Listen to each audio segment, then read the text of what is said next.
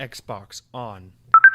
Welcome to Xbox On, a podcast with one host about one console, Xbox. I am said host Jesse DeRosa, and on today's episode, we'll be talking about the latest Xbox news for the week of June 22nd, 2023, including Matt Booty has been on a press tour following Xbox's revitalizing showcase last week, and it comes with tons of news and stories for us to chew on. Embracer Group have finally run into serious financial trouble, not that we've been looking forward to it, but more that it's been inevitable. Microsoft runs into more roadblocks with the FTC over their Activision deal. Xbox Series X and Game Pass are both getting price increases, and much, much more, including Titanfall 3. Let's get into it, baby.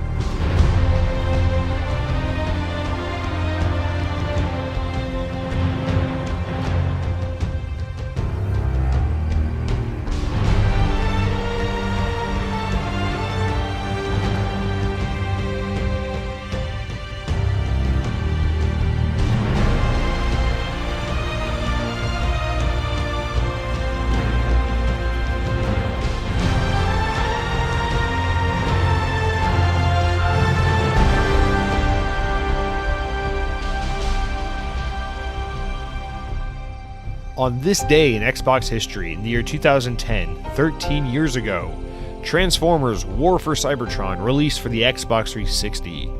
Very, very fitting. Now that was the first of the three Cybertron War whatever games. I don't know how people refer to that trilogy, but it was not Beanox, that was High Moon that made those games. War for Cybertron, something Rise of the Dark Spark was the third one. That's the one that Beanox didn't make. And then Fall of Cybertron was the second one. That was it. It was War for Cybertron, Fall of Cybertron, and then Rise of the Dark Spark. Now, those first two games, I remember them well. I remember War for Cybertron in particular had it was back in the era when Xbox 360 games would sometimes have those multiplayer demos. So it's like free demo, multiplayer. You could just play basically the game with your friends on like a limited scope. You know, kind of like how, what was that Star Wars Battlefront, Lord of the Rings, Middle-earth game had that. What was that called? I forgot the name of that game. But yeah, this was one of those demos. Like I remember people would exploit it because you could just play the fuck out of it and you didn't have to have the game, if I remember correctly. But I don't know how I played it, if it was the demo or I rented it or what the case was, but I do remember this game being quite good. I know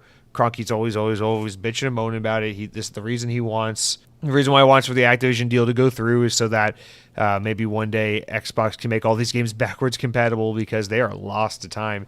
Very few licensed games of this era actually were considered not shit, and the Transformers War for Cybertron, definitely one of the games that was considered not shit.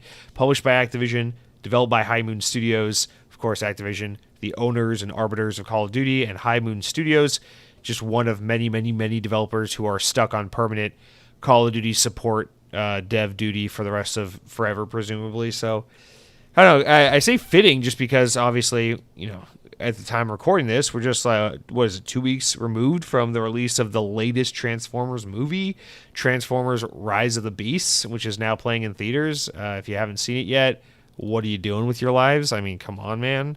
I'm going through a weird Transformers phase again. I haven't experienced this in maybe a decade, but feeling it right now. Transformers, good shit.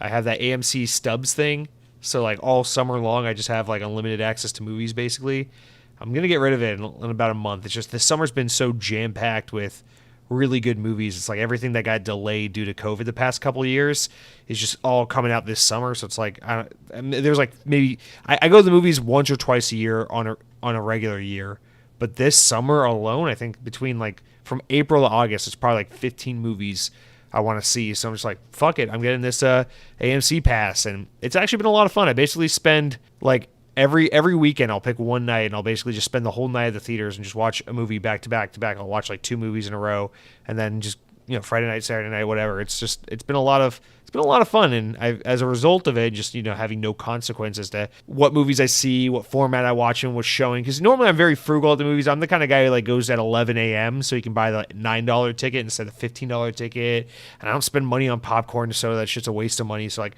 I'm not that guy usually. You know, I go to the theater twice a year just for like a Marvel movie or something like that, and, you know, whatever, $8, $9 in and out. I'll see you next year. But this summer, you know, I'm just going fucking nuts because this AMC thing lets me watch 3D, lets me do Dolby, lets me do IMAX. I don't give a shit. I'll watch whatever movie in whatever format. And as a result of that, I've ended up watching Transformers twice already.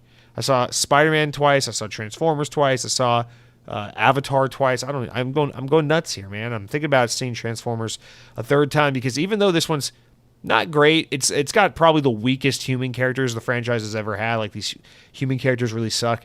The 7 minutes of action towards the end of the movie are pretty good, and I really like the surprise twist at the end. So shout out to Transformers: Rise of the Beast. Not a great movie, but an enjoyable one for me at least. And shout out to Transformers: War for Cybertron, a great game that has now lost time as it is not backwards compatible, and both the developer and publisher of that game are on the Call of Duty exclusivity train, where they do nothing but Call of Duty. So probably never see that game again. But anyway, guys, let's get into the podcast. This is an Xbox podcast, not a Transformers podcast. So let's do some Xbox on. Welcome. It's our first week since the Xbox showcase last Sunday, and I realized I made a bit of a mistake last week. I thought, what I'll do is I'll put the show out a little early. The showcase was on Sunday. I was like, I'll put it up Tuesday, so that way, I get a day to marinate on all the news, also a day to cover the Ubisoft and the Capcom news and all that shit. So we'll talk about all the showcases, and it kind of worked a little bit, except for last week, because the podcast went live on Tuesday instead of Thursday. That means there's been an extra gap in time since the last podcast. And since then, oh my God, there's been so much news. So what I should have done last week was just put out 2 episodes, one on Monday and one on Thursday. But I guess lesson learned maybe. We have so much news to cover this week. There's just so much that's happened since the showcase. That's generally how these things go. Whenever there's a big showcase, it's like the weeks leading up to it are so like bone dry, and then obviously you get the big event, and then the weeks following that are just full of little update stories like this is happening now and this is happening. So we have not only that, but we just have big news outside of follow-up stories from last week's showcase. So there's just a lot to get into. So I'm going to try to keep the pace moving, keep it brisk, don't linger on anything too long, which I've already failed at because we've been talking about Transformers for 7 minutes. But hey, let's move right on into the notable game releases of the week, starting with Halo Infinite Season 4. Yes, it's out now, Season 4 of Halo Infinite. And you might be thinking to yourself, well, Jesse, Season 3 just came out. Well, yeah, that was about, 3 months ago? Yeah, for the first time, Halo Infinite has a regular season duration. So I haven't played it yet. I thought I was going to play it last night, and then when I went to my Xbox, I'm like, are we done downloading this update? What was it, like a 6 gigabyte update for the new season? No, it was like a 54 gigabyte update to play Season 4 of Halo Infinite. So it's like 10:30 at night. I'm like, I'm going to play a couple matches of these new maps on Halo Infinite and see what's going on with Season 4. And my Xbox is like 47% downloaded on the update. I'm like, fuck that. So I did not play Halo Infinite Season 4 yet, but I will probably be playing that Thursday, Friday night. I can't wait to jump in just because I love Halo. It's my favorite shit. I want Halo to be great. I want Halo to do well. I want more Halo, but obviously Halo's been in a little bit of a shit spot lately, and we haven't been talking about it because there's just more positive news to be had out there in the Xbox world. But it seems like so far people are digging Season 4. It seems like it's bringing a lot of that content that, people have been clamoring for. People have been expecting since the game came out at the end of 2021, but hey, better late than never.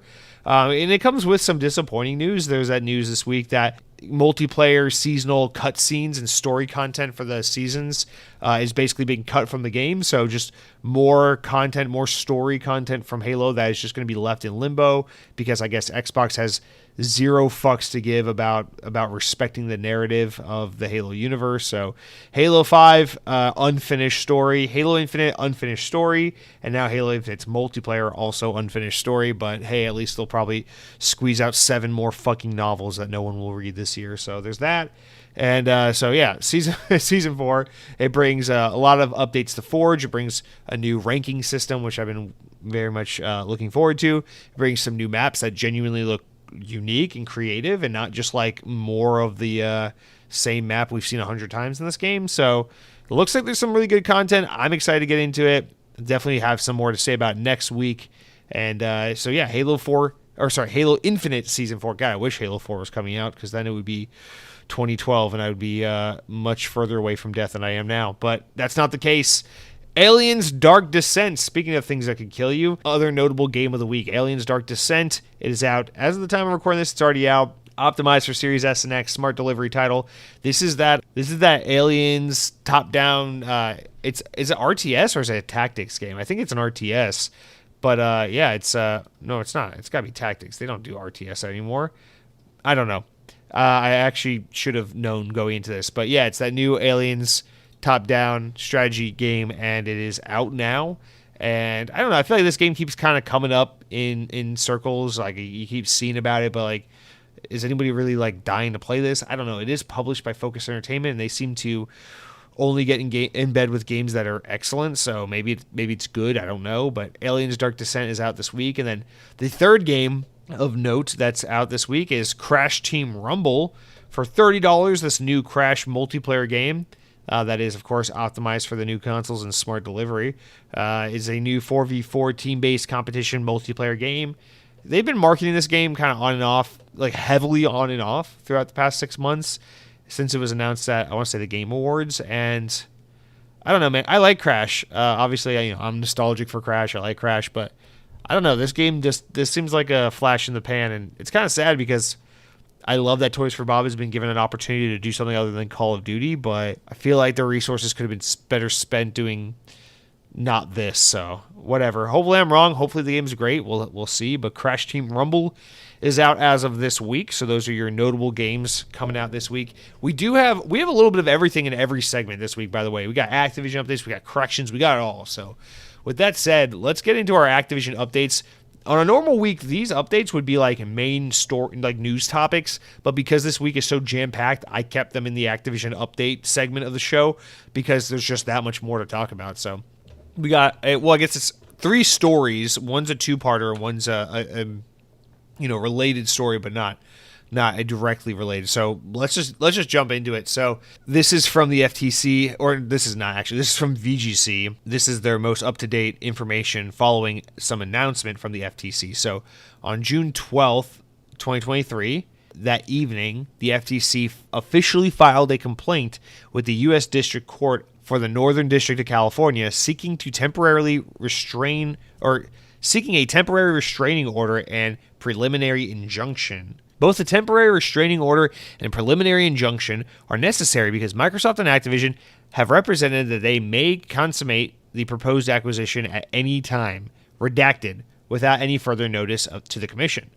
Quotes at the FTC.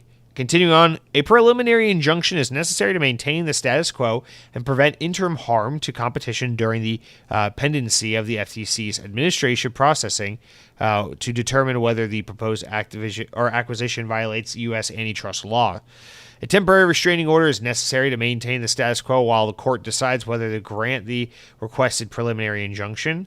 Responding to the move, Microsoft President Brad Smith said in a statement, quote, today's action by the FTC file suit our Activision case to the federal court should accelerate the decision-making process which benefits everyone.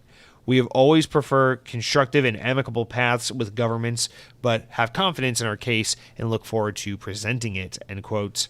Now, in December, the FTC announced plans to sue Microsoft in a bid to block the proposed deal, which the regulator argues would enable the company to suppress competitors if they so choose, with having a monopoly of the subscription gaming space, et cetera, et cetera. Now, following up later in the week on June 14th, 2 days later, U.S. judge granted the request by the FTC to temporarily block Microsoft's acquisition of Activision Blizzard. The FTC request was officially granted, and they said the following on the matter. This is a Microsoft spokesperson who told VGC in regards to the matter. Quote, accelerating the legal process in the U.S. will ultimately bring more choice and competition to the gaming market. A temporary restraining order makes sense until we can receive a decision from the court, which is moving swiftly. So it seems like they're basically saying, like, we need to slow down the interaction between these two companies while we see if we want to block this deal or if we want to further scrutinize it. But basically, like, the limitations they're putting on it might accelerate the process by which they have to go through this evidence and these cases and kind of figure out what they want to do. So it's a little bit of a good thing, a little bit of a bad thing. It seems like the FTC is really open to scrutinizing this deal to the fullest extent, which is on paper a good thing, but in terms of us wanting to spend the rest of our lives talking about this deal, a bad thing. But on the other hand, it's also just a way to speed up the whole process because now there's kind of a time on it. We're looking at Activision, which is a California-based company. We're talking about U.S. courts here in the Northern California district, and they're probably thinking about the economy of their state and things like that. It's like you don't want to hold up Activision too long. Also, you can't really effectively run Xbox and run Activision without there being a way for them to communicate and such. So this is just kind of in a way them being like, okay, real quick, we need to figure this out. Everyone pause for a minute. We'll figure out where we need to be on this situation, and then we'll find an appropriate place to jump in and start kind of weighing in on what we think and which way we're going to govern. So it seems like we're about to have a lot of quick movement regarding this story, which is excited and welcome, because I just want to... Because if this somehow gets to the FTC at the end of the day, I mean, that's really it. Everything else will find a way to resolve itself, but it's the FTC is like the main hurdle they're up against now, because, no offense to England, but like the CMA... Compare the FTC, it's like, okay. If you get the thumbs up from everyone but the CMA, it's like, really? We don't care. So that's, I mean, we're getting close to a judgment day that's going to either punt this thing another year or really give us a really firm idea of where this is ultimately going to head. And so I'm excited to finally, hopefully, get that final acknowledgement so we can just be one step closer to not talking about this anymore. But the third story regarding this, the biggest update here, or the latest update here on the Activision Microsoft deal, is coming from VGC, and it says, well, actually, this isn't the biggest in terms of what's more significant in the long run. It's the other story, but in terms of what's going to be more salacious, it's this one right here, which is that the plaintiffs in a consumer lawsuit seeking to block the Microsoft Activision deal have claimed to have evidence that Xbox is their intentions are to put Sony out of the market altogether. The private antitrust action, which was brought by 10 video game players in the U.S., argued that the acquisition could substantially lessen competition or create a monopoly in the violation of the Clayton Act. The lawsuit was initially dismissed back in March after a district judge, Jacqueline Scott Corley, found it failed to present sufficient evidence to support their claims. However, the plaintiffs later filed an amendment lawsuit containing redacted information from Microsoft, including a strategy memo and new information provided by Sony Interactive Entertainment. As spotted by Axios now, a key piece of the plaintiff's evidence is alleged to be an internal email that was sent by Microsoft's head of Xbox Gaming, Matt Booty, to Microsoft's chief financial officer, Tim Stewart, or Xbox's chief financial officer. The purported internal Microsoft email described as uncontroverted evidence that Microsoft had the intention to push its main competition, the PlayStation platform, out of the market, end quote. The passage is said to be from, quote, Exhibit K, one of the sealed documents that opposing lawyers have been debating. In the legal documents, Microsoft debates that in the email, the internal exchange that should remain sealed claims that there is no longer a bearing on the court's decision. Now, I feel like a lot of people are going to, there's going to be a lot of YouTube videos kind of like just really taking this and running with it to the first extent. Here's the thing. We don't have all this redacted information, so it's hard for us to parse it and make an inference as to what Microsoft means or is trying to get across here. So it's just he said, she said without that redacted info. Now it stands to reason that as a competing brand, Xbox, Microsoft, they probably want to beat PlayStation in terms of selling consoles and being a bigger name in the video game space and having a larger audience and selling more video games and having more subscribers and people playing on your platform and engaging in your ecosystem. Like, no doubt that's Walmart probably wants to beat all their competition. McDonald's wants to beat all their competition. Coke wants to beat all their competition. That's how that works. So it's very possible that the information here was just something to the effect, some aggressive form of saying like, hey, this will make us really competitive and give us an upper hand and help us finally, fight back against Sony, who have just been trouncing us for like basically tens of years at this point. So I don't know, is that what the evidence is, or is it really Matt Booty being like, soon we will have all the Game Pass subscribers, and then we will implant a small hack inside every DualSense controller, which will cause a red ring of death-like attack form to come on the PlayStation controller that has terrible battery life, which will then give polio to all who hold that device, meaning that everyone who buys Spider-Man this fall instead of Starfield will be stricken with polio, at which point we will take over the PlayStation brand, burn it to the ground, and rule the video game empire, blah, blah, blah. Like, I don't know, like, is that what Matt Booty was saying? Like, I don't know. So I feel like it's like Microsoft and Xbox probably want to be really competitive with Sony and probably want to give them a run for their money. Yeah, that's how it works when you run a competing brand, when you run a business that's supposed to financially compete with people in the similar market who fight for the same market, segment, fight for the same consumers. So, I mean, yeah. But I don't know. I just find it interesting to think that Matt Booty's writing these emails behind the scenes where he's like, I want to It's not enough for me to be competitive with PlayStation. Hell, it's not even enough for me to sell more consoles than PlayStation. I want to end PlayStation. Like, he just wants to, what's he going to do? Like, Microsoft's already, kind of in the door with some of these weapons manufacturers like Lockheed Martin and shit like that. What are they going to do? Like, knock on the door and be like, we need bombs so we can fucking take out Japan again. Yes, it's World War II all over again. We're going to take out Japan. We can't be too careful. We know Sony's not everywhere in the state of Japan. They're just in one place. I think they're in Tokyo. I don't know where they're from, but let's just fucking bomb the whole country to be safe. Can't be too secure when it comes to these kinds of things. Like, listen, if that's Matt Booty's email, then we got a bigger problem on our hands. Microsoft's trying to bomb our Eastern allies, so that's a huge issue. But I don't know. This is just this small gamers lawsuit thing that keeps popping up again and again and again. I just find it's so comical because it's like there's a real thing going on here, and then these guys keep getting spotlight, keep getting attention, and now it seems like for the first time they've got some incriminating evidence, but they're not even allowed to really reveal that to anyone. Because it's all just redacted information. So again, it's like supposedly they have an argument for the first time, but we just can't really make anything of it. So, yeah. All right, let's move on from the Activision stuff because that's actually the least interesting stuff we have to talk about this week. And honestly, who gives a shit? So let's talk about our one and only correction of the week, and then we can move into our stories of mild amusement. So for corrections, I'm very, very, very happy and excited to share this correction with you all. Couple weeks back during the PlayStation showcase, they revealed, yes, the Metal Gear Solid 3 Sigma, whatever remaster, whatever Omega make, whatever it is.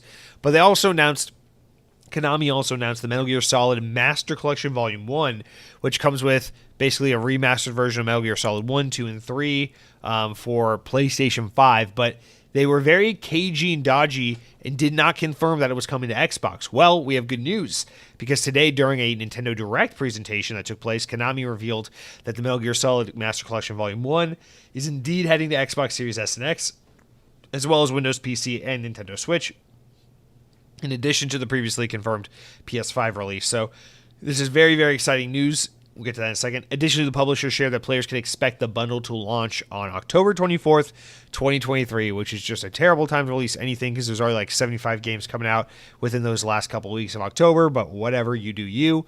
What makes this news really special and notable, and why it's even worth, really digging into here, is because the Metal Gear Solid Master Collection Volume 1 includes a remaster of the first Metal Gear Solid, which, until this game comes out, has only ever been available on PlayStation hardware, with the exception of the Twin Snakes remake in 2001, 2002. That was, who was that? That was, what are they called? Silicon Knight? They did a port of that game. It was like a ground up remake, actually, of that game when it was only a few years old, for the Nintendo GameCube. So that's kind of an odd one-off one. You can't really even find that version of that game anymore. But historically, this infamously, Metal Gear Solid 1 has never been available on Xbox. When Metal Gear finally came to Xbox for the first time back in the late 360 era, they brought Metal Gear Solid 2, Metal Gear Solid 3, and then they did Metal Gear Solid 5 when it came out on Xbox as well. But Xbox has never... and they did Peace Walker, which was the PSP game. But Xbox has never had Metal Gear Solid 1 or Metal Gear Solid 4. So this is a huge deal, because this is the first time Xbox fans will have access to Metal Gear Solid 1, which is great. I had to go bootleg that bullshit on a PS3 back in the day, and the game does not hold up well control-wise, but it is a really cool game. So it is finally going to be time for these Xbox gamers to have access to such a historically significant game in Metal Gear Solid 1. And just for that alone, I'm going to pick this up just to support it, because I'm so happy to see that finally this game will be available. And also, if we're going to finally be getting Metal Gear Solid 1 on Xbox, then it stands to reason we'll probably get the other... They'll do a Volume 2 at some point, right? Where they'll come with Metal Gear Solid Rising and Peace Walker and Metal Gear Solid 4 and 5 and do a Volume 2 collection. And that could be the first time Metal Gear Solid 4 ever comes to Xbox, which would also be fucking awesome, because even worse than Metal Gear Solid 1, Metal Gear Solid 4 has always been stranded on PS3. It came out on PS3 back in what, 08, 09, I want to say 08, and it never came to another platform ever after that. So this would be a huge deal, because not only has Xbox never had access to that game, and it's so stupid thinking that Xbox players will be able to play Metal Gear Solid 1, 2, 3, and 5, but not 4. In addition to that, the game will finally be no longer stranded solely on the PS3, which is a console that Sony simply refuses to support with backwards compatibility. And let's be honest, PS3 was awesome for the time, but it's like a lost to time console at this point. Like, games that were on PS3 and never made it off of that platform are just impossible to play these days. So this will be really, really great for the preservation of that game alone. And since we're talking about it, I guess we should just mention this, right? Because one of our stories of Mild Amusement is actually about Metal Gear Solid 4 on Xbox. It's just kind of a little throwaway, isn't this cool to know, kind of little factoid about something that happened long ago. But I say we just read it now, and since we're already talking about Metal Gear. From VGC, at one point during the development of Metal Gear Solid 4 Guns of the Patriots, it was running beautifully and smoothly on Xbox 360, according to a new report. That's according to the game's assistant producer, Ryan Payton, in fact, who shares the revelation in the Stephen L. Kent book, The Ultimate History of Video Games Volume 2. In an interview for the book, Payton claims that there was no exclusivity deal to ensure that the game would only be on PS3 back in the day, but rather the decision instead came down to the choice of disc format that Microsoft used on the 360. Payton says that at one point, Konami set up a team dedicated to seeing the game and if they could port it properly onto the Xbox 360. Quote, despite how downtrodden my colleagues were with the developing of the PS3 version, most of them were still hardcore Sony fans and were not in favor of spending resources on such a test, Payton explains in the book. They believed Metal Gear Solid 4 would look and run terribly on Microsoft's older and inferior hardware.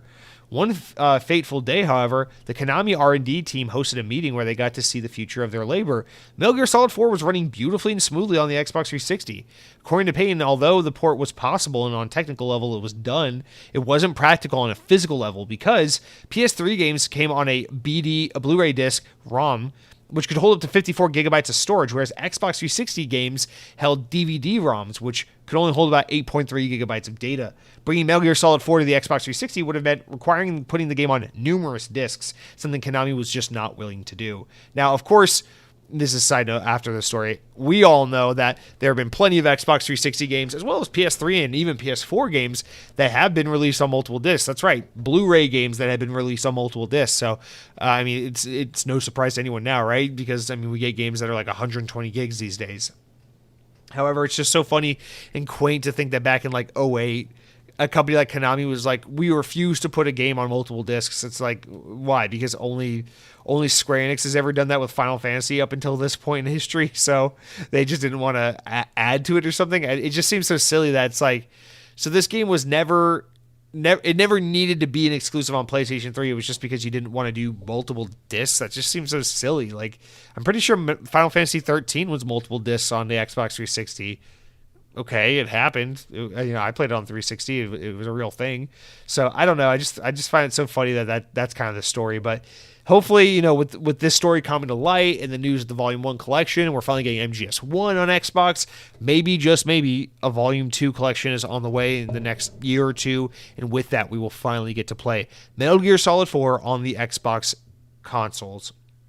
And mark my words, I played MGS1. I've embarrassed to admit I've never played MGS2, although I'm pretty sure it'll be my favorite entry in the series when I finally do. It's been on my list for many, many years. But man, I will just reset and play MGS 1 through 4 if they really do put. I don't know if I'll play 5. I really have no interest in 5. But I will play Metal Gear Solid 1, 2, 3, and 4 if they actually stick to their words and put all 4 of these games on Xbox. I just really don't want to invest in it if they're not going to give us the whole set, although I do want to buy Volume 1 just purely out of support for finally getting that game on Xbox. Just send a message, But anyway, that's it for our correction. Super, super excited to see that that's the case. Just too bad that's coming out October 24th because there's like 800 other games. Nintendo just announced a new Mario 2D game. What is it called? It's Super Mario Bros. What's that called? Super Mario Bros. Diamonds or something? Wonder, yeah, Mario Wonder. It's such a stupid name, but goddamn, that game looks so good. I'm like, on top of like the 7 Xbox games coming out around that time that I don't want to play.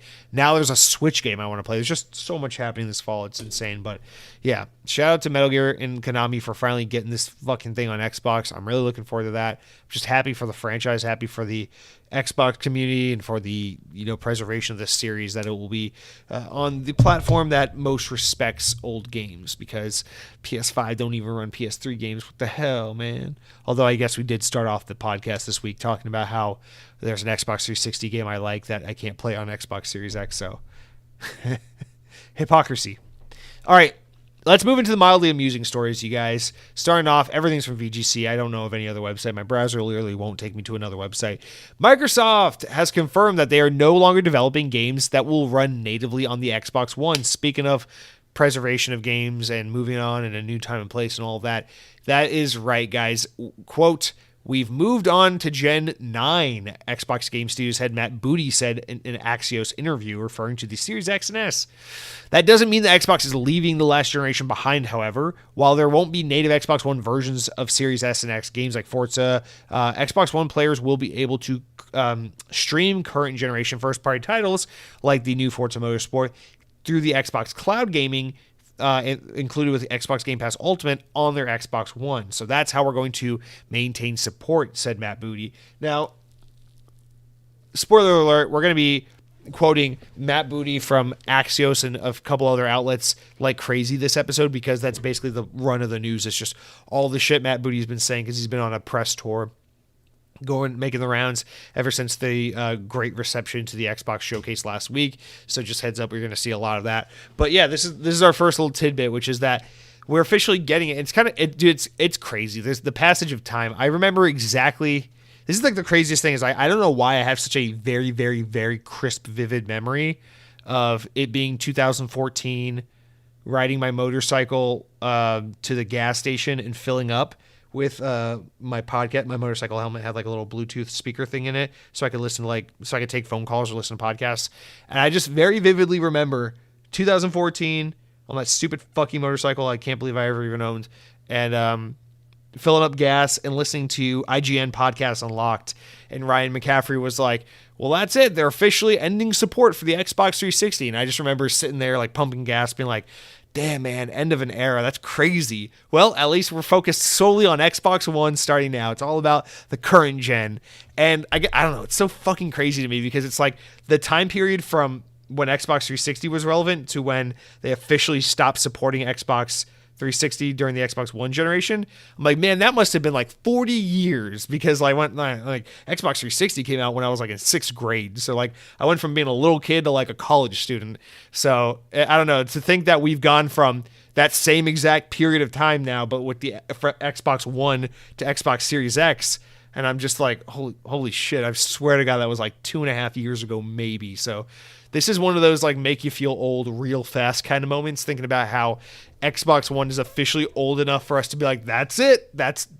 We're not making games for Xbox One. That means going forward, like there will be Xbox One games released still, no doubt about it. Of course, there'll still be like fucking Ubisoft making Just Dance and like some stupid sports games. I wouldn't be surprised if we still got another Call of Duty or two left out of Activision, while they're still putting it on old hardware like PS4 and Xbox One. But as far as first party is concerned, there is no more natively running Xbox Game Studios or Bethesda type games on the Xbox One, which is, I mean, it's not like shocking when you think about the fact that there really haven't been a lot of Xbox One games recently. I think really like Halo Infinite was probably like the last one, but I don't know, man.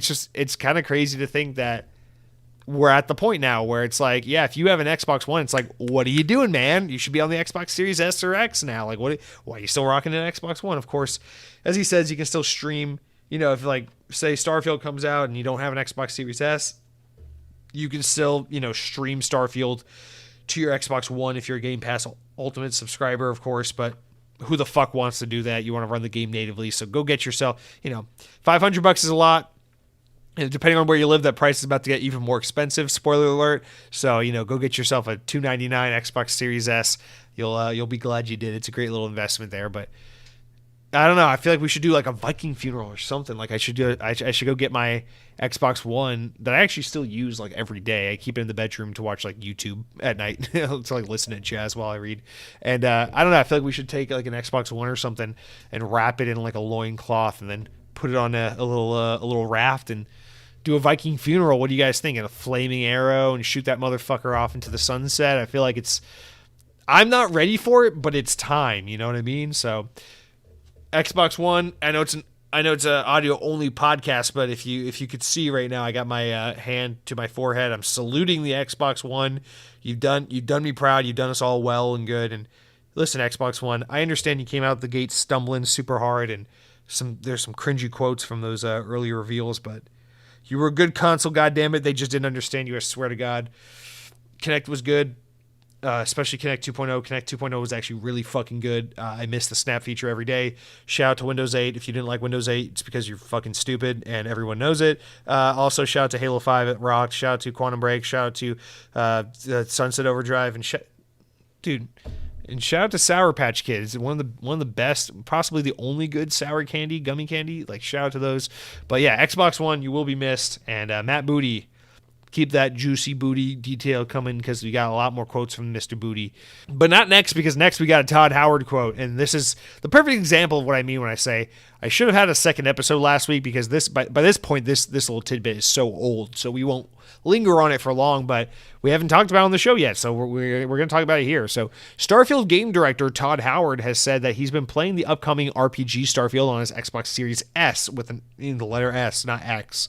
Speaking with What's Next for Gaming at a What's Next for Gaming event, Howard revealed that the Series S has become his most used Xbox console, although not entirely out of choice. He says, quote, "I got an X and an S when they both came out," and he revealed that Howard revealed, "I put the X in the basement with the big 4K TV. My kids don't let me play it. They're always on it. So the S is upstairs, and the game looks great on it." Xbox chief Phil Spencer then quipped, "We can see where Todd is in the pecking order." Corporate camaraderie. Howard then responded, "It looks great, but technically most of my Starfield time has been played on the Series S within my family." So that is a cute little anecdote, and I know a lot of the comments are like, "What do you mean you can't afford another Xbox X? Todd Howard, you don't get paid enough money by Bethesda and Microsoft?" Shut up, dipshit. It's a cute anecdote that makes him relatable because he's a family man, god damn it. And it also helps sell the Xbox Series S. It's a great anecdote. Do you think corporations don't love shit like this? Corporations love shit like this. It makes Todd Howard relatable, it makes him likable, and it also sells the Series S. It's a great fucking point. You're a loser if you don't get it. You know what? If you don't get this point, it's because you bought a PS4 at launch back in 2013. You never even gave the Xbox One a chance, and you missed out on Titanfall 1. And because of people like you, Titanfall 2 kind of flopped. Never mind EA fucking it over. That's a totally different story we'll also get into later in the show. Spoiler alert. You are the reason Titanfall failed. You are the reason we don't have a Titanfall 3, and you are the reason my parents got divorced. I hate you, and I'll never forgive you. But back to the story. Todd Howard over here just being a charming little gentleman like he is. Charming little never-aging gentleman for some fucking reason. I swear to God, I've been seeing this guy at showcases for 15 years, and he looks like he's still 38 years old. I don't know what the hell's going on with this man. But anyway, all that just to say, Starfield is apparently looking and running great on the Xbox Series S, which personally I don't give a shit about, because I'm going to play Starfield on both my S and my X, because I'm going to be so invested in Starfield that when my girlfriend wants to use the main TV where the X is, no doubt I'm going to be moving over to my desk to play it on the S. So doesn't matter either way. Here's the thing: is I don't have anything else to add about this, because this little quip was a lot more of a relevant piece of information when everyone was up in arms about the 60-30 FPS debate and this and that. And I gotta be honest, man, I feel like there's no place in the show notes really to have a proper discussion about it. But I'm so over that, and I feel like I need to maybe this should have been the corrections, but I feel like I need to hold myself accountable a little bit for the way we were talking about Starfield and the way it performs and all that, where I feel a little silly and a little goofy expecting so much out of Starfield in the first place, when I was like, they got to figure the 60 FPS thing out. It's going to be such a big L for Microsoft.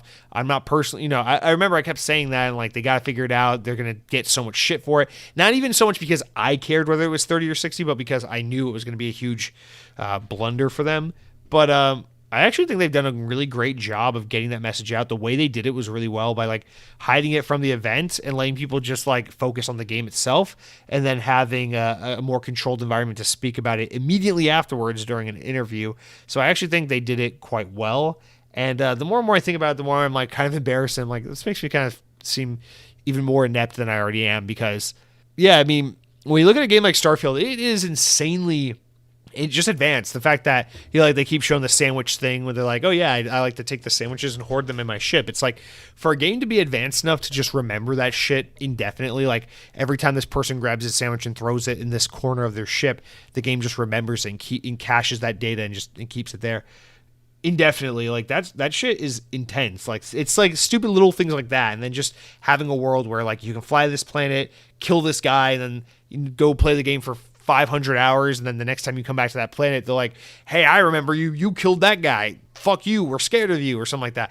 Like that shit's intense, and that's the kind of stuff that makes this game boundary pushing and next gen, and these are like the things I just kind of overlooked because of my tiny brain. I was like, it's just Skyrim again, but with outer space now. And I guess I just failed to like really acknowledge just how, and I'm not trying to do like corporate PR cover up for this game. I'm not trying to be like a fanboy shill. I'm just trying to speak honestly. Like clearly, I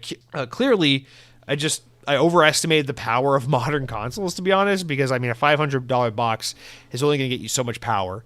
And I kind of underestimated just the technical prowess and advancement that is Starfield. So, if anything, it actually has me more excited for the game now, because I'm like, man, for the game to be so intense and so technical and so next gen and boundary pushing that they just couldn't figure that 60 FPS. They just couldn't do a solid locked 60 FPS on console. Like that just means that this is a really intense game. And again, it's like we've seen so much 60 FPS up to this point because, you know, we've been supporting the Xbox One the whole way through. Everything's been about like, well, the game's also got to run on Xbox One.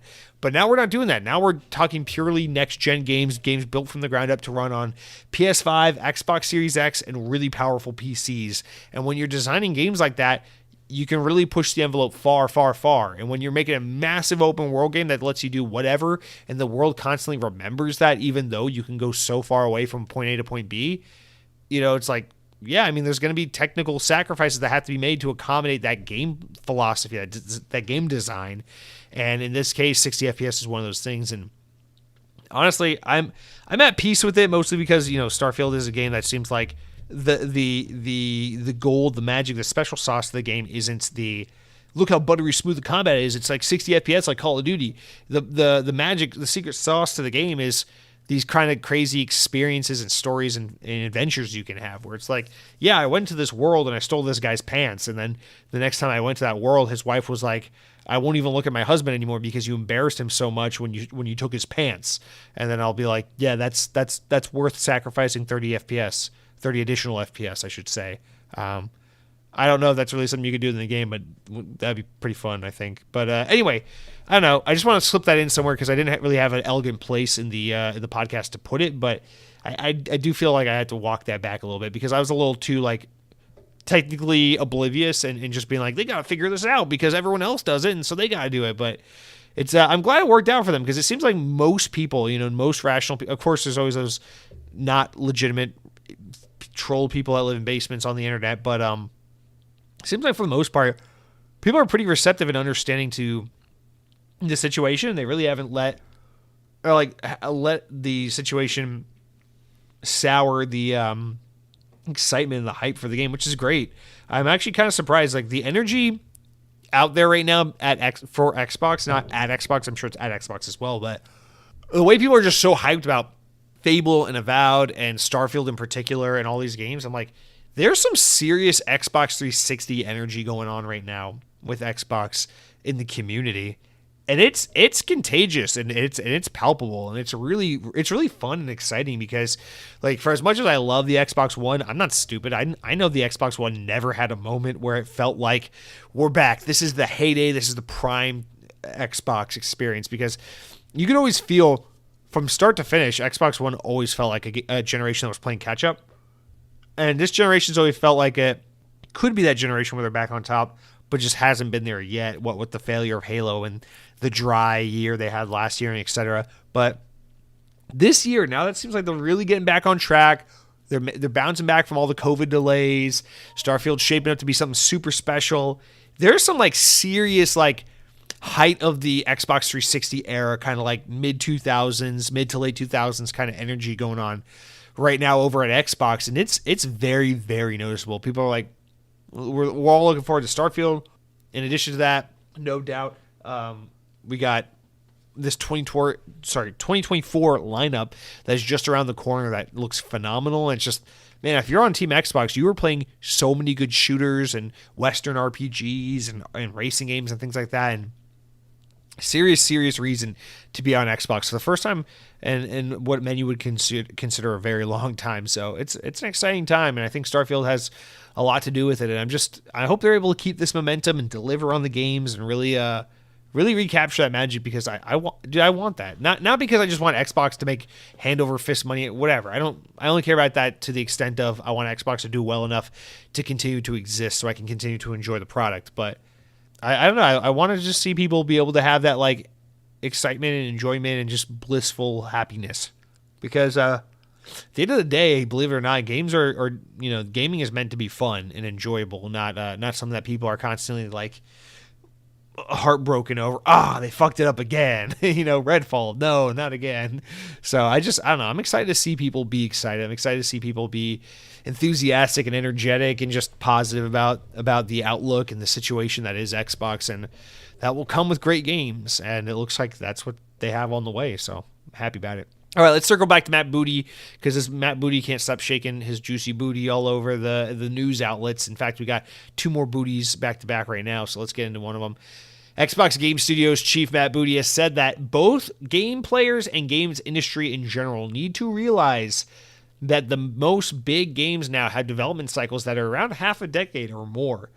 In the same Axios interview as mentioned before, Booty said, I think the industry and the fans are a little bit behind the curve on sort of a reset to understand that games aren't 2 or 3 years anymore, specifically referring to high-end big budget games. Matt Booty added that now they're 4, 5, 6 years to develop. All right, let's stop there real quick. I don't know. I feel like people who are like really in the know with games should already know this, but I guess maybe they don't. I don't know. Maybe if you spend enough time on Twitter or something, you wouldn't know that people know this, because people are just ridiculously stupid. I mean, I feel like every day people are just like, Ghost of Tsushima 2 when? And it's like, guys, the game came out like 2 years ago. Calm down.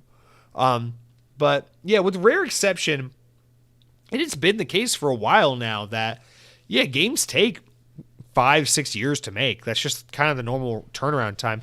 In fact, like we see it happen all the time now, where it's like a game might take 8 years, 9 years to make. In the case of certain developers. I mean, fucking look at Rocksteady with the Justice League game. It's been what, 8 years since they put out a game. By the time Justice League comes out, it'll be 9 years. It's like, it's insane. So yeah, games are really expensive to make. They're really technical and they're really time consuming. It isn't like back in the old days where you could have Halo 2 in 2004, and then 3 years later have Halo 3, and then 2 years later have Halo ODST, and then 1 year later have Halo Reach, and then 2 years later have Halo 4. It's like, whoa, those days are long gone. And I think it's been that way basically since, I'd say, like the mid Xbox One generation at least. So it's been a decent amount of time where I feel like people should have noticed this by now. But yeah, games are very cinematic. There's a lot of mocapping. There's a lot more artistic discipline. There's a lot more attention to detail. Games are a lot more realistic now. The systems are a lot more intricate. There's a lot more AI stuff at play. There's a lot more gameplay mechanics, and every game has to be open world and intricate and things like that, which just add to the complexity. And the bigger you make a game, the more room there is for error and for more testing that needs to be done, and all these things. So just games are big. They're expensive. They're complicated. They're complex, and they take time to cook. And I feel like people should already have a clear understanding of that. I mean, fucking look at Halo Infinite, although that's a little bit of a troubled development cycle, so maybe that's not the best example. But yeah, I mean, that's just going to be how it is. That is part of why I'm so hard on Xbox about when they announce games, is because I know that. I come into this shit knowing that games take a long time now. Like on the lighter side, maybe you can get a game out in 4 years, maybe. But on the average side, it's about 6 years generally. I feel like even 5's kind of a little bit pushing it. So yeah, I'm used to that shit. But that's why it's like, you don't announce your game the day that you ink the deal and say, hey, we're going to do an Indiana Jones game, because then we spend the next 6 years going, okay, where's that Indiana Jones game? Because I just don't think it's a fun way to announce and reveal and lead up to games by announcing something 6 years in advance. I feel like it's more fun to be like, hey, here's a game we've been working on for 4 years. It's Indiana Jones, and we'll see you in 2 years when it's out. Like, I feel like that's a lot more fun. So I just, I don't know. My personal issue isn't so much how long it takes to make games, although I do think we should try and explore the spectrum a little bit more and think about smaller scale, more intimate experiences, because even though I do love me some open world games and such like that, I also love games that are a little more linear and simplistic and straightforward. And I don't know, I'll take a 7-hour kind of linear third-person action game every now and then that only took 3 years to make or something like that, because those games are good too. But yeah, I mean, obviously players need to set their expectations. This is kind of how it's already been for a while. I don't think he's saying anything that hasn't already been picked up on or knowable or I guess observable for a while. But yes, I just hope they also take into consideration with longer development times. I think means we need to maybe announce games a little closer to their release, just so that we're not spending 6, 7. I mean, God, that Avatar game, dude, that Avatar game that they just showed the other day, it looks great. Glad it's coming out. I want to play it this year. It looks good. I was like where was I? I think a sophomore or a junior in college when they announced that game. And I've been out of school for like 4 years now. So like, what the fuck? Like, I trust me. We've seen enough of these games that take 5, 6, 7, 8 years to make. But like, I don't know. I just don't think necessarily the best way to go about it is to announce them 6 years in advance. But whatever. Let's continue on with Matt Booty talking to Axios. We're now on the topic of Redfall and the developer Arcane Austin. So in the Axios interview, Booty says that the studio will remain open following the disappointing launch of Redfall. That's the plan right now. They're hard at work on updates and continuing content for Redfall. Following several delays, the first major Xbox exclusive from Bethesda released last month with various technical issues, reviewed poorly and garnered a Metacritic score of 56 on Xbox. Booty claimed that Redfall was getting good play on Game Pass, however, and that it was a miss, but how much of a miss? I want to support them to be able to keep working to deliver the game that they had in mind. I feel accountable that we could have done a better job with Arcane, Booty added, echoing recent comments from Phil Spencer when he was with Kind of Funny talking about him. So yeah, I've seen a couple things where like people are like calling for like, oh, are they going to shut down Arcane Austin? It's like, that's the stupidest shit I've ever heard. Arcane Austin's only ever put out good games, and Redfall happened because they, as we already know from the reporting, they were pushed onto doing a multiplayer game. No one wanted to make it. 70% of their staff left the studio. They were forced to make Redfall anyway, and then Xbox bought them and was like, we're going to be hands off and let you do your thing. And they're like, no. We want you to come in and interrupt our thing. We don't like this game. And then Xbox didn't do that, and then the game came out and kind of fucking flopped. So it seems like it's really Xbox and Bethesda's fault that Redfall is what it is. So I don't know why you punish the studio when there's such a clear and obvious reason as to why this really great team did something that was, by most people's accounts, considered less than good. Although I personally liked Redfall. I thought it was pretty decent. But yeah, I mean, that's so silly. It's such a silly idea to even... I mean, now if Arcane Austin can't put out a good game after Redfall or a good game after that, like if they put out another stinker or two following Redfall, then maybe we got a problem. But and maybe they really do. I don't know, because they lost a lot of staff. They hemorrhaged so much of their team during Redfall's development. So who knows if they'll be able to get maybe any of those guys back or build a new team that's just as good, if not better. That's a whole other story, and that's a really disappointing and sad thing to learn about. But yeah, I mean, shutting them down over Redfall, that's so silly.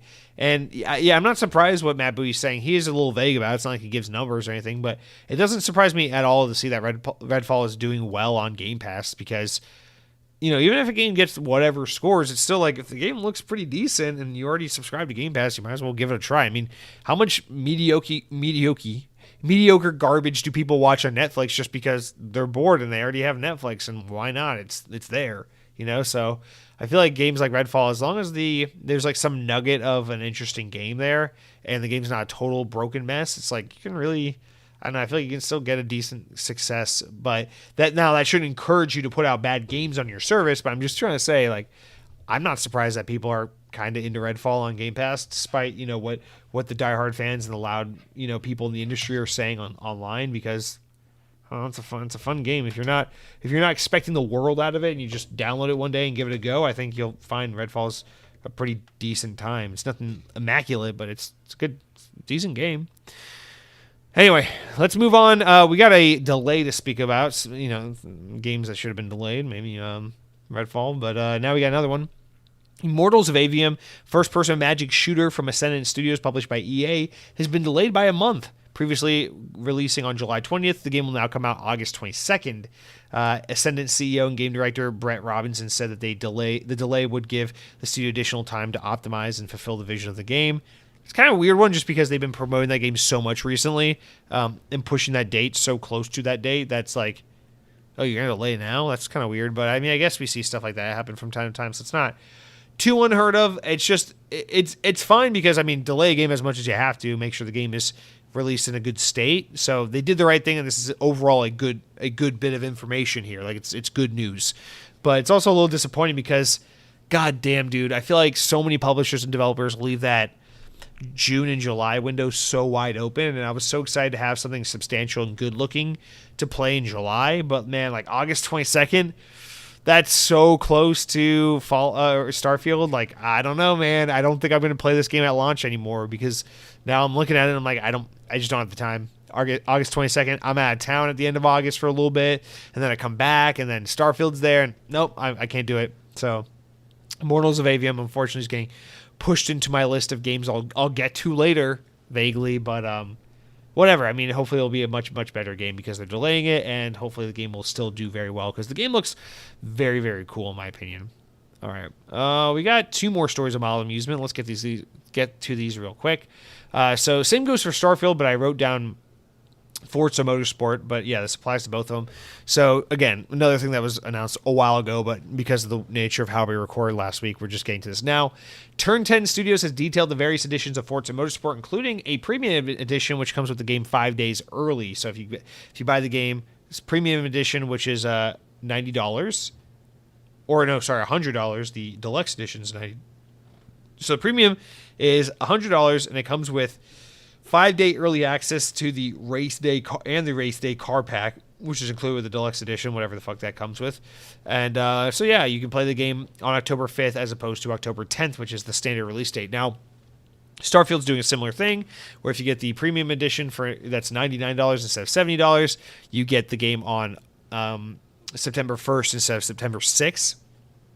Only thing I want to add to this, other than just like, oh, that's good to know, is I don't know, I assume Forza will do this also, but the way Starfield's handling it is, if you're a Game Pass subscriber and you're like, I want to play this game early, but I don't want to spend $70 on the game because I was planning on playing it through Game Pass, what they'll do is, you don't have to buy the game in order to get the 5-day early access. You just pay the difference of the base game to the upgraded premium edition. So, for example, Game Pass includes the base $70 version of Starfield.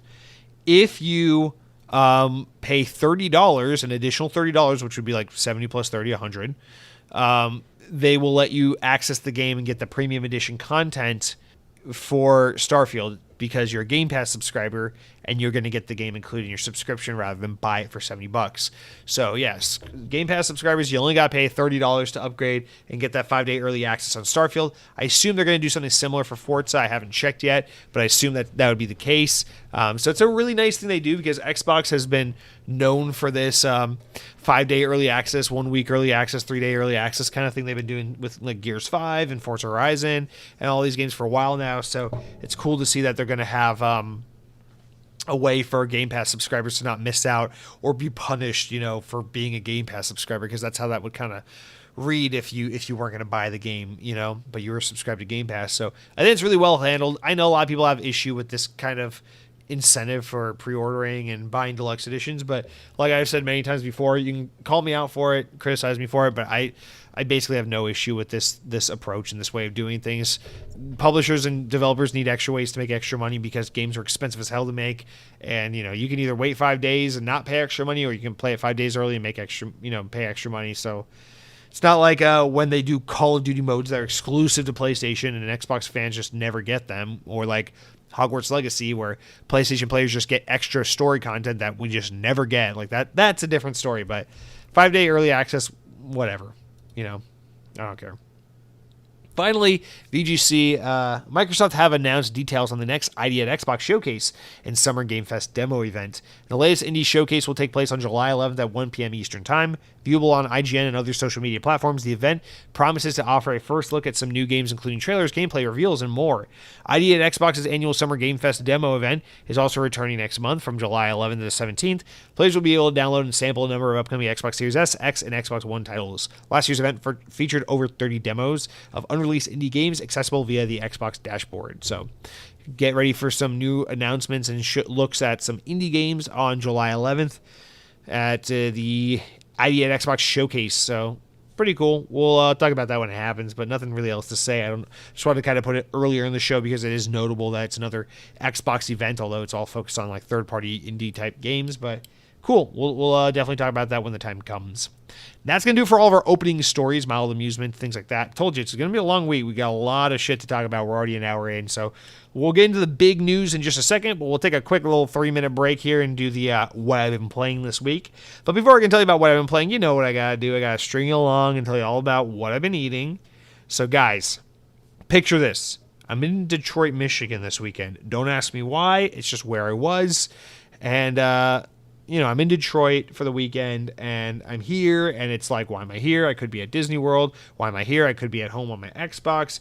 But then it dawns on me, there's a reason why I came here, and sometimes the reason is greater than yourself. It's not about what you want or what you have going on in your life. Sometimes it's about sacrificing your time to be there in support of someone else and to show someone that you care and that things going on in their lives matter to you as well. And so that's why I was in Detroit. And the thing that I'm referring to that I'm being all cagey and vague about is, of course, Mountain Dew Live Wire. Yes, that's right. In the state of Michigan, they still sell Mountain Dew Live Wire. So this was a flavor that growing up I always thought was a Florida exclusive, because growing up in Georgia, we did not have Mountain Dew Live Wire. For those who don't know, Live Wire is the orange flavor of Mountain Dew. It came out in the early 2000s. I always thought it was the Florida exclusive flavor because growing up in Georgia, you go to Florida a lot for like vacations, spring break, summer vacation, whatever. And I could only ever find this Mountain Dew whenever we'd go on vacation. So to me, I always associated Florida vacation with I can get that orange flavored Mountain Dew. Well, fast forward to the day I moved to Florida, I'm like, holy shit, I'm going to live in the place where they sell the orange Mountain Dew. And about 2 months into living in Florida, Mountain Dew announces, hey, we're pulling back a couple of flavors out of the Southeast, and we're going to make them like exclusive to like the Midwest and places like that, because Mountain Dew just doesn't really compete in areas that are more, I don't know how to put this, more culturally diverse, I guess, like city areas. So like Northeast, Southeast, West Coast, like California, Florida, New York, places like that, Atlanta. I guess these markets, there's just too much competition, and so they had to move into places that are basically whiter, because I guess Mountain Dew is just like for hillbilly white people with no teeth like me, apparently. So they pulled back a lot of flavors like Live Wire, like my favorite flavor of all time, Whiteout, and et cetera, et cetera. And so, yeah, lo and behold, I moved to Florida to be closer to the orange Mountain Dew, and then they took it away. So why? Let's get back on track. Why am I here in Michigan, in Detroit, Michigan? Well, because in Michigan they still sell Mountain Dew Live Wire. So I pop into my local convenience store here in Detroit, and they got Live Wire, baby. It's on the shelf. It's there. I see it. They got a new label on it. It looks good. It looks refreshed for 2023. And so I grabbed me a bottle, and it tastes as sweet as cherry pie, even though it's orange flavor. So that's fucking weird. But it's good. And it's Mountain Dew Live Wire, and it reminds me of my youth. And I drank it, and I loved it. And I said, you know what? For this, it was worth it to come all the way out to Detroit, Michigan. Shout out to Detroit. Shout out to Mountain Dew Live Wire. And also, shout out to Ice Mountain, which is their local brand of water. So shout out to Mountain Dew and Detroit. And that is it for what I've been eating. Now we will move on to what I've been playing. Also shout out to Mountain Dew Live Wire, because orange soda usually sucks, but Live Wire is very good. It's the one orange soda that doesn't suck. You heard that right. Fuck you, Fanta. All right. let's move on to what I've been playing. You guys, I was out of town this weekend, so I didn't have too much time to play games, but I did make it a point to finish up Alan Wake. I have not finished all the DLC, which I am currently working on, but I did finish the main campaign. Not much more to say about this. I really love this game. I love Remedy. It was definitely an example of one of those games where it's like, I was destined to love this game, but the one time I finally tried it, I just wasn't in the headspace or the mood to play it, and so it didn't click with me. But I'm so glad I came back and gave it another try, because absolutely this game is great. It does it for me. I still say it's not as good as the best Remedy games. Like, I still think like Max Payne or Quantum Break, I still take those games over Alan Wake, but I definitely really like Alan Wake. Alan Wake, like everything Remedy makes, is about 10 times better than the next third-person, story-driven game in line. You know, like, I don't know. Listen, I love Naughty Dog.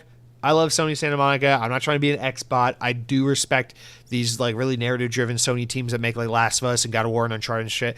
But when it comes, for my money, when it comes to these third-person, action, heavily narrative-driven games, I think no one does it better than Remedy. They're still my favorite team for these kinds of games. I absolutely love Alan Wake. I fucking love Quantum Break. And I'm so hyped for Alan Wake 2. Really, my only big criticism of Alan Wake is, I think in the ending chapters, the last few chapters, they kind of drag out some of the gameplay and the combat a little bit, because I think the game's combat mechanic, while incredibly unique and cool and fun to play around with just because it's so different, it gets old quick, and it doesn't stick as well as some other games. And I think Alan Wake 2 will probably do a lot to address that. It seems like they're really trying to make it a different kind of game. But yeah, I think gameplay kind of drags a little bit towards those final chapters. But story, so cool, start to finish. The world building, so cool. You know, the dialogue and the acting and everything, it's really, really, really good by 2010 standards, but obviously not as impressive by like what we get in modern games. And we know that because even Remedy themselves have made far better games in terms of writing and acting since Alan Wake. So I'm really excited to see them be at the height of their game like they are today, and be able to apply that to Alan Wake for a second attempt and give us Alan Wake 2 later this year. No doubt. Of all the many October games coming out this year, Alan Wake 2 is one that I absolutely will not wait on. I will play that day one, because I cannot wait for Alan Wake 2. And Alan Wake 1, great game. Super glad I have it under my belt. Checked off my list. It's one of those I'm so embarrassed to admit I've never played this game kind of games, and it feels really good to finally have that checked off, so I don't have to feel that embarrassment as much. But now I need to get over to like the 7,000 other Yakuza games and Metal Gear Solid 2 and Mass Effect trilogy. Oh my god, I still haven't played Mass Effect. But yeah, that's it for what I've been playing. I wanted to play Halo Infinite Season 4, but it had the world's longest update, so I'll play it this weekend, and then we can talk about it on next week's show. So that's it for what I've been playing. You guys, let's take a quick breather, and then we'll jump into the news, because we got a fuck ton of it this week, because it's just, the world is excited about Xbox. Everyone's talking. It's all about Xbox these days, guys. I'm sorry. Throw out your shake weight, fucking Ninja Blender. We don't need it. It's all about the Xbox. That's the only appliance, utility, electronic that people give a shit about anymore. It's all about the Xbox. All right, guys, let's get started with the news, starting with the big one that broke this today, actually, just a couple hours before I hit record. Had to move it on up to the top because, gosh, gee whiz. Microsoft has they done the unthinkable, guys. Last year, we were laughing about it because Sony did it, and now Xbox is doing it. From The Verge, that's right, there are other sources out there, Microsoft is increasing the price of the Xbox Series X in most countries starting in August, apart from the US, Japan, Chile, Brazil, and Colombia. The Xbox maker is also increasing the monthly price of its Xbox Game Pass and Game Pass Ultimate subscriptions for the first time next month, which will be seeing the base Game Pass price subscription for consoles move up to $10.99, which is up $1 from $9.99. Quote, "We've held out on our prices for consoles for many years and have adjusted the prices to reflect the competitive conditions in each market," says Carrie Perez, head of communications for Xbox, in a statement to The Verge.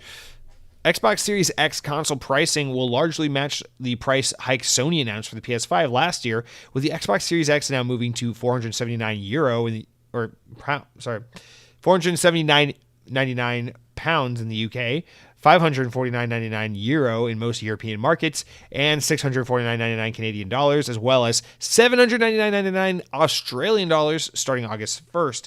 The Series S pricing will not be adjusted in any markets and will remain at the $299 price that it has enjoyed since it released back in 2020. While the Xbox Series X pricing adjustments have been expected after Sony's move last year, Xbox chief Phil Spencer also hinted in October that pricing for subscriptions wouldn't hold forever. Xbox Game Pass Ultimate and Game Pass for consoles pricing will increase starting on July 6th. Xbox Game Pass Ultimate will move from $15 a month to $17 a month, or €15 or £13.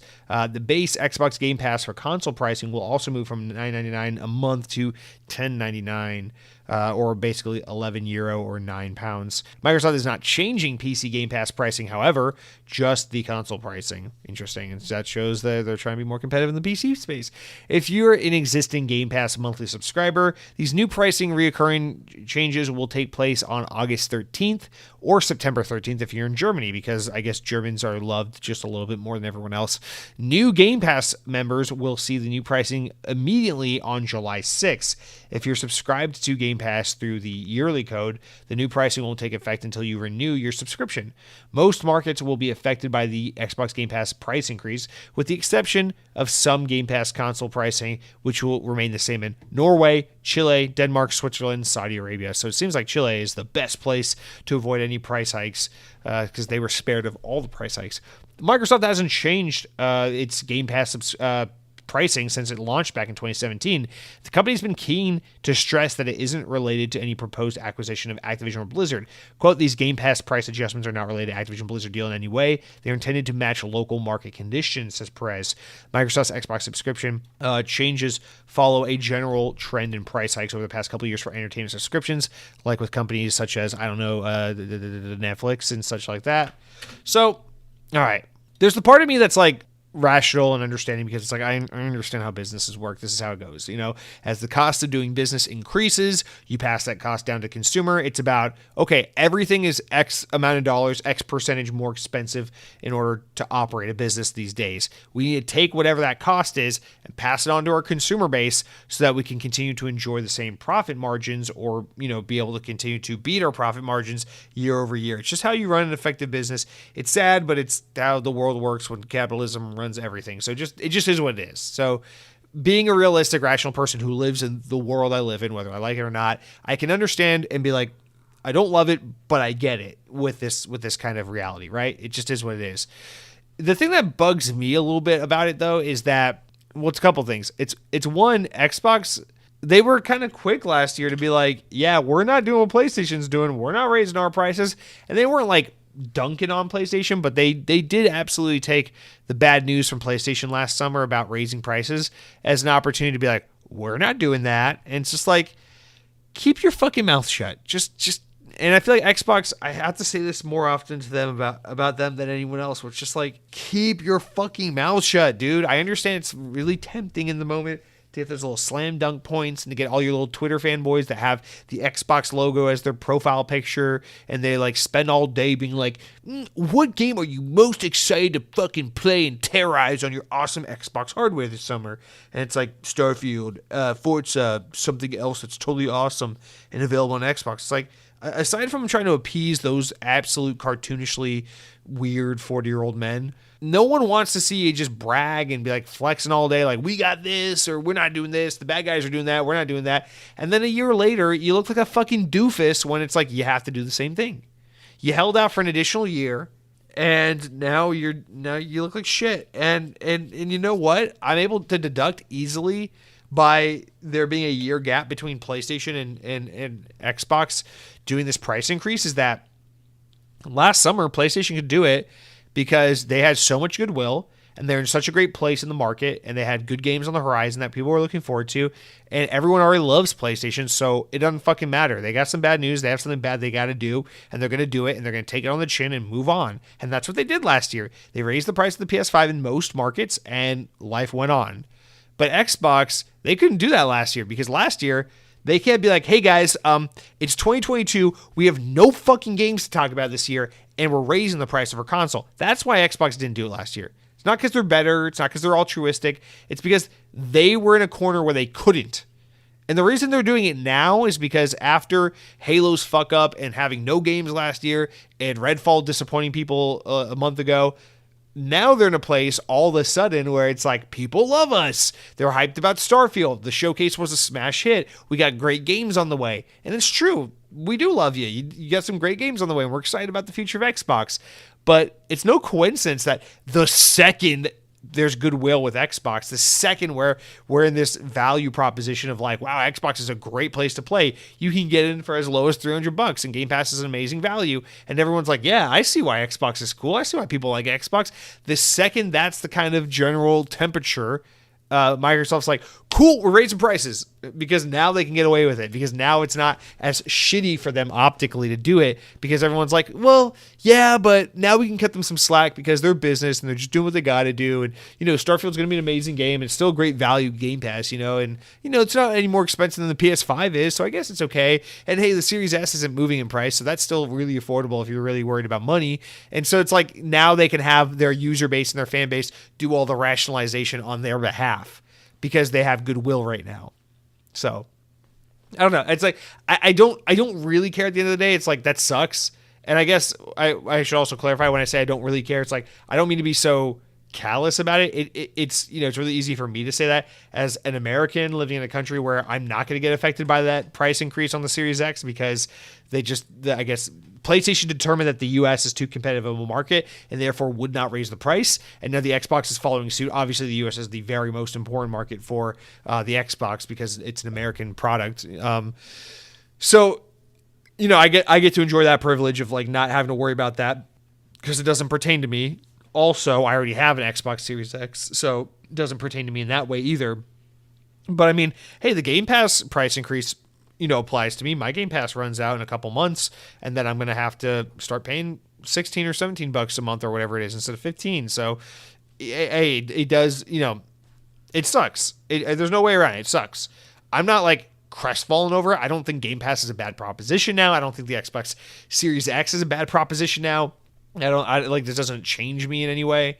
But yeah, it just sucks that in a world where everything's becoming just a little more expensive incrementally, Xbox had to do this in kind of a way that just seems a little slimy, if you ask me. It's like, I get that you had to do this, but I almost would have rather you just done it last summer when PlayStation did it and just taken some more L's on the chin or whatever the fuck they say, rather than just be like, oh, you guys finally like us? Cool, price increase. Because this is just, I don't know, it's a little shittier. But it is funny to see what markets that they're like basically just like, yeah, we don't give a shit, we're not changing the price. In which markets they're just like, yeah, fuck you, we're changing the price. So that's another little fun one there. But yeah, I mean, not much more to say on this. It's just everything is just more expensive, and when you are a company that is run by shareholders, you have to show that your various projects and divisions and things you're doing in your company are generating revenue and justifying their existence. And whether Xbox is making a killing profit or a killer of a profit or just doing okay or whatever, they gotta show numbers going up over time that make investors feel like Xbox and Game Pass and all this is worth their time and money. So that's why these things happen.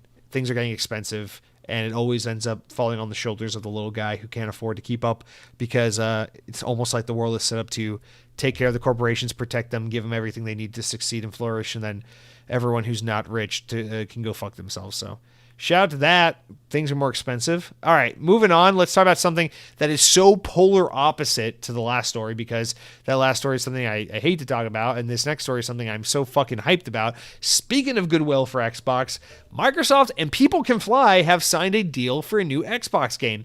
In a regulatory release, the Polish studio said codename Project Maverick will be fully funded by IP owner Microsoft and will have a $30 to $50 million budget.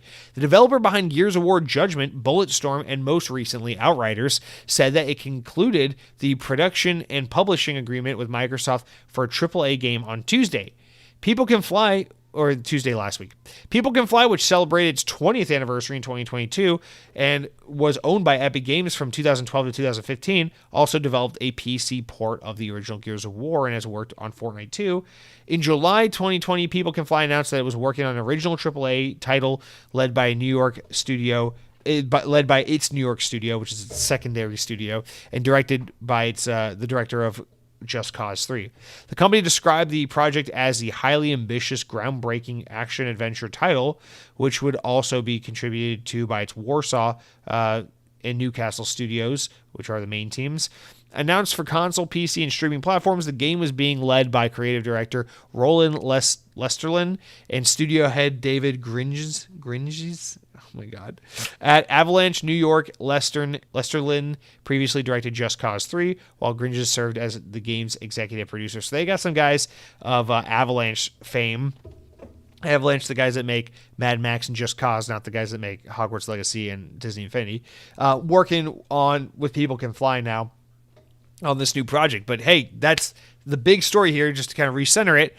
People Can Fly, the guys behind Bulletstorm that have heavily worked on Gears of War throughout time, and the guys behind Outriders are making a brand new IP, or actually it doesn't say brand new IP, making a new game for Microsoft, and the IP will be owned by Microsoft. So that tells you either they're making a game that in a Microsoft owned property like Gears of War probably, or they're making an all new IP that Microsoft will be the owner and arbiter of. So either way you look at it, this is great.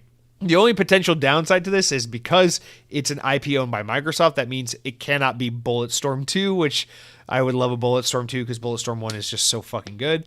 So this is super exciting. I love this shit, man. I love this so much. And this is like exactly what I want to see. It's like they didn't say, let's announce some vague cinematic trailer at a showcase. You know, like they could have had People Can Fly slap together some vague cinematic Contraband style trailer and showed at their showcase last week, and we would have all been like, ooh, what's Project Maverick coming from the guys that make Bulletstorm? Oh, what's that all about? Oh, it's coming to Xbox.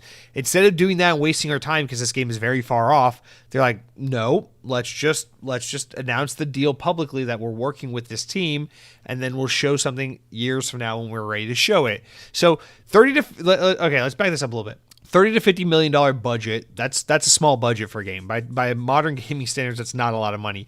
Now, developers in that part of Europe, in Poland and that side of Europe, are a lot more cost effective than like developers in, I don't know, like California. So historically, like I think famously, like Remedy, Remedy's out of Finland.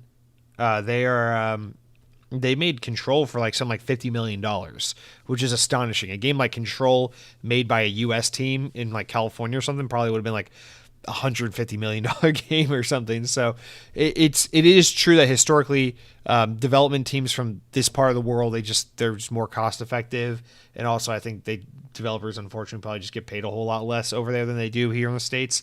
And so you can usually get a lot more game for a lot less money. So a $30 to $50 million game, for a team like People Can Fly might equate to something like an $80 to $100 million project from like a US team, which still is a smaller game by modern gaming standards. So I expect this is going to be some like Game Pass AA plus type game, not fully AAA style game for Game Pass. And I don't know, with that kind of money, it's like, you think about what People Can Fly are really good at. Well, they worked on Gears of War a couple times. They worked on Gears Judgment. I think they worked on one of the collections or some multiplayer content on one of the games. But they worked with Epic a lot, to the point where they were owned by Epic at one point. And then they worked with Epic. They worked with people who worked on Gears of War to create Bulletstorm. And Bulletstorm was what, like 2010, I want to say? Bulletstorm was so fucking good. It was like Gears of War, but meets Doom, kind of. And it was first person. It was so good.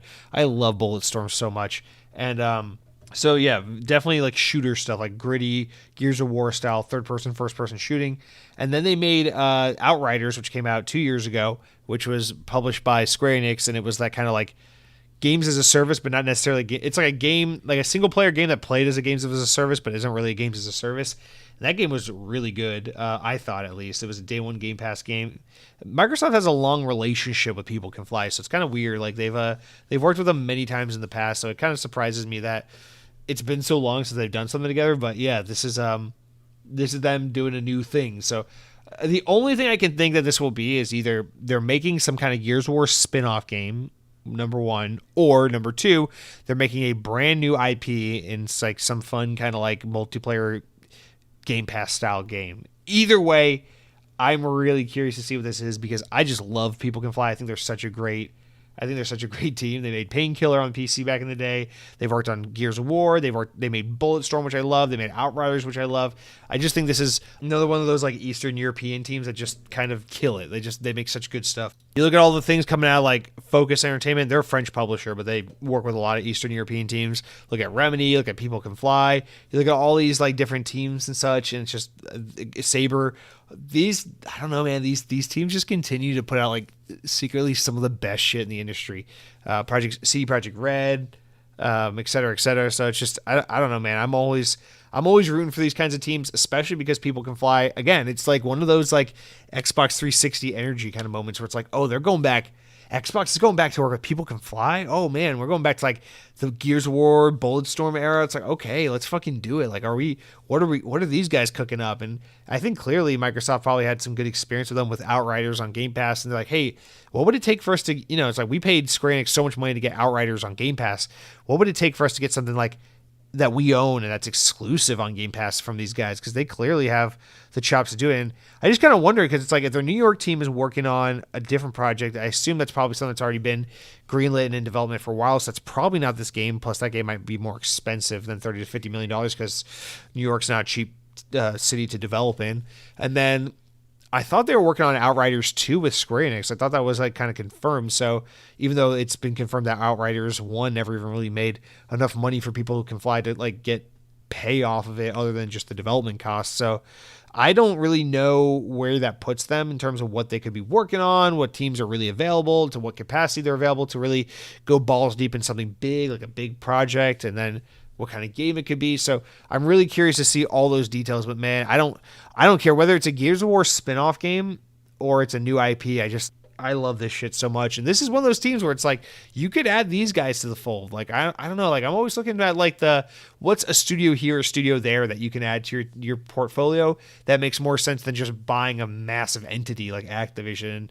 People Can Fly fit that bill pretty nicely where I'm like, I feel like People Can Fly, they would fit well into the fold and, put them in the same umbrella and family with like access to developers like Machine Games and id Software. It's like, I feel like they could really cohabitate and make some really great shit together. It's like, I don't know, People Can Fly is a really good team, and fuck, let them work on a fucking Halo game, dude. I swear to God. We'll talk about Halo in a minute, but for love of Christ, if you want to let People Can Fly work on some like ridiculous ODST style spin-off Halo game, I'm here for it, man. Give me a Bulletstorm Halo game. I don't even know what that looks like, but just do it anyway, because why the fuck not?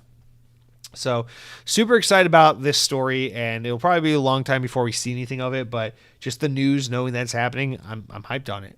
Speaking of other teams making Halo, let's talk about exactly that. 343 Industries will continue to work on the Halo series going forward, but other studios may get involved with the development. It's been suggested due to that Axios interview yet again with Matt Booty. Mr. B explained that the team at 343 is working hard at Halo Infinite now, notably different from that the team working on Halo Infinite now is notably different from the one that started working on the project back in the day, and this new team is well suited to continue taking the series forward. Quote, I feel confident that the leadership team, but the team that got us here is probably not the same team that's going to get us forward.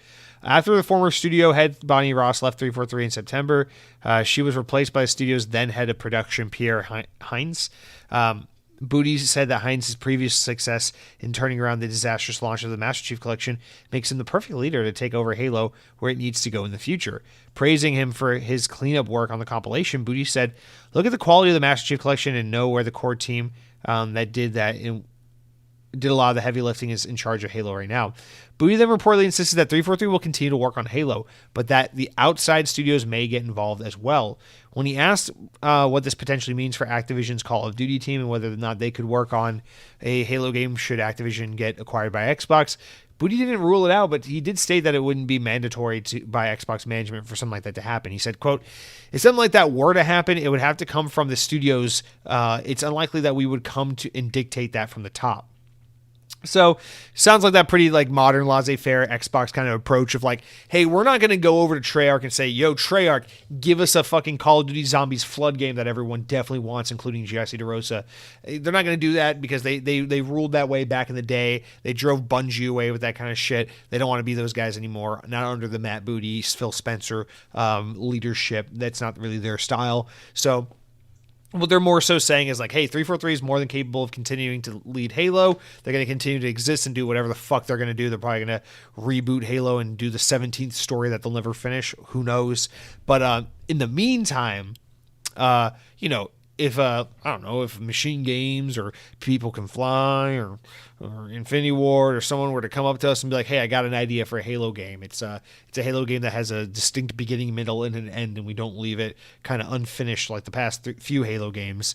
And they're like, okay, keep talking. And they're like, okay, and it's going to have guns in it, and it's going to have a full multiplayer suite at launch, and people are still going to bitch about it because Halo fans are the worst, but it's going to be awesome. And then they're like, okay. So they're just saying that they're open to letting other teams kind of be like, hey, we got an idea. Can we take a crack at take a crack at Halo? I feel like at this point, Xbox has got to stop being so protective over Halo because they've done such a bad job of being protective within the walls of 343 when they needed to be, that it's like you fucking broke the franchise at this point. You might as well just let anyone work on it. That's not really how I personally like want to feel about it. That's not like what I want for Halo, but I do feel like they're probably better off at this point just letting whoever wants to take a crack at it. But that's just it. Is it's like, let's say the Activision deal goes through, and Xbox can afford to let a team or two of the Call of Duty slave brigade go for a couple of years and do something other than a Call of Duty game. Who's to say that that's what the team at like Raven or Infinity Ward or Toys for Bob or High Moon, who's to say that any of them would want to do something like that? Like, what if they'd be like, yo, we're fucking tired of first person shooters. Can we make a booty simulator game, like a Matt Booty simulator hustle game? I don't know. Maybe they want to do something like that. Maybe they're fucking tired of guns and faces all the time. And they're like, we want to make a fucking Animal Crossing knockoff. That's what we want to do because we're so tired of making Call of Duty for the past 47 years. Who's the president? What year is it? That kind of thing. So I don't know. It just kind of puts in a weird place where it's like, it's up for grabs, but also it's like, who wants to attach themselves? I don't know. It's like kind of like how I feel about Star Wars. It's like, I understand it's like it's good resume experience to get to work on Star Wars, but like if you're in Hollywood, it's like, do you really want to work on Star Wars right now? It's like anything that has Star Wars on it gets just obliterated and hated by the fans. It's like, do you really want to attach your name to that right now? So I feel like Halo is kind of in that realm a little bit where it's like, you want to work on Halo, the game that was once a masterpiece that now people hate, and people are always looking to hate on whoever's in charge of working on it, and nothing you can do will ever make the fanboys happy, and it's just kind of a lose-lose situation. It's like, you want to go voluntarily work on that, or do you want to do something new? Okay, yeah, I mean, it's just like, it's kind of where it always ends up. So I don't know, man. It's cool to see that Xbox is so open-minded to like letting other teams like take a crack at it, I guess, if they have an idea and a desire to do so. And it's cool that they are at least on a publicly facing level still supportive and confident in 343, although they kind of have to show that face regardless of how they actually feel behind the scenes, because that's how it works when your job is to lead and run a business like this. But here's hoping that at the end of the day, whatever happens with Halo, it's for the better, because I have no opinions and no thoughts on Halo at this point. I'm just so like numb to it. I don't know. Everything the past couple of years with Halo has just kind of broke me. So I don't know.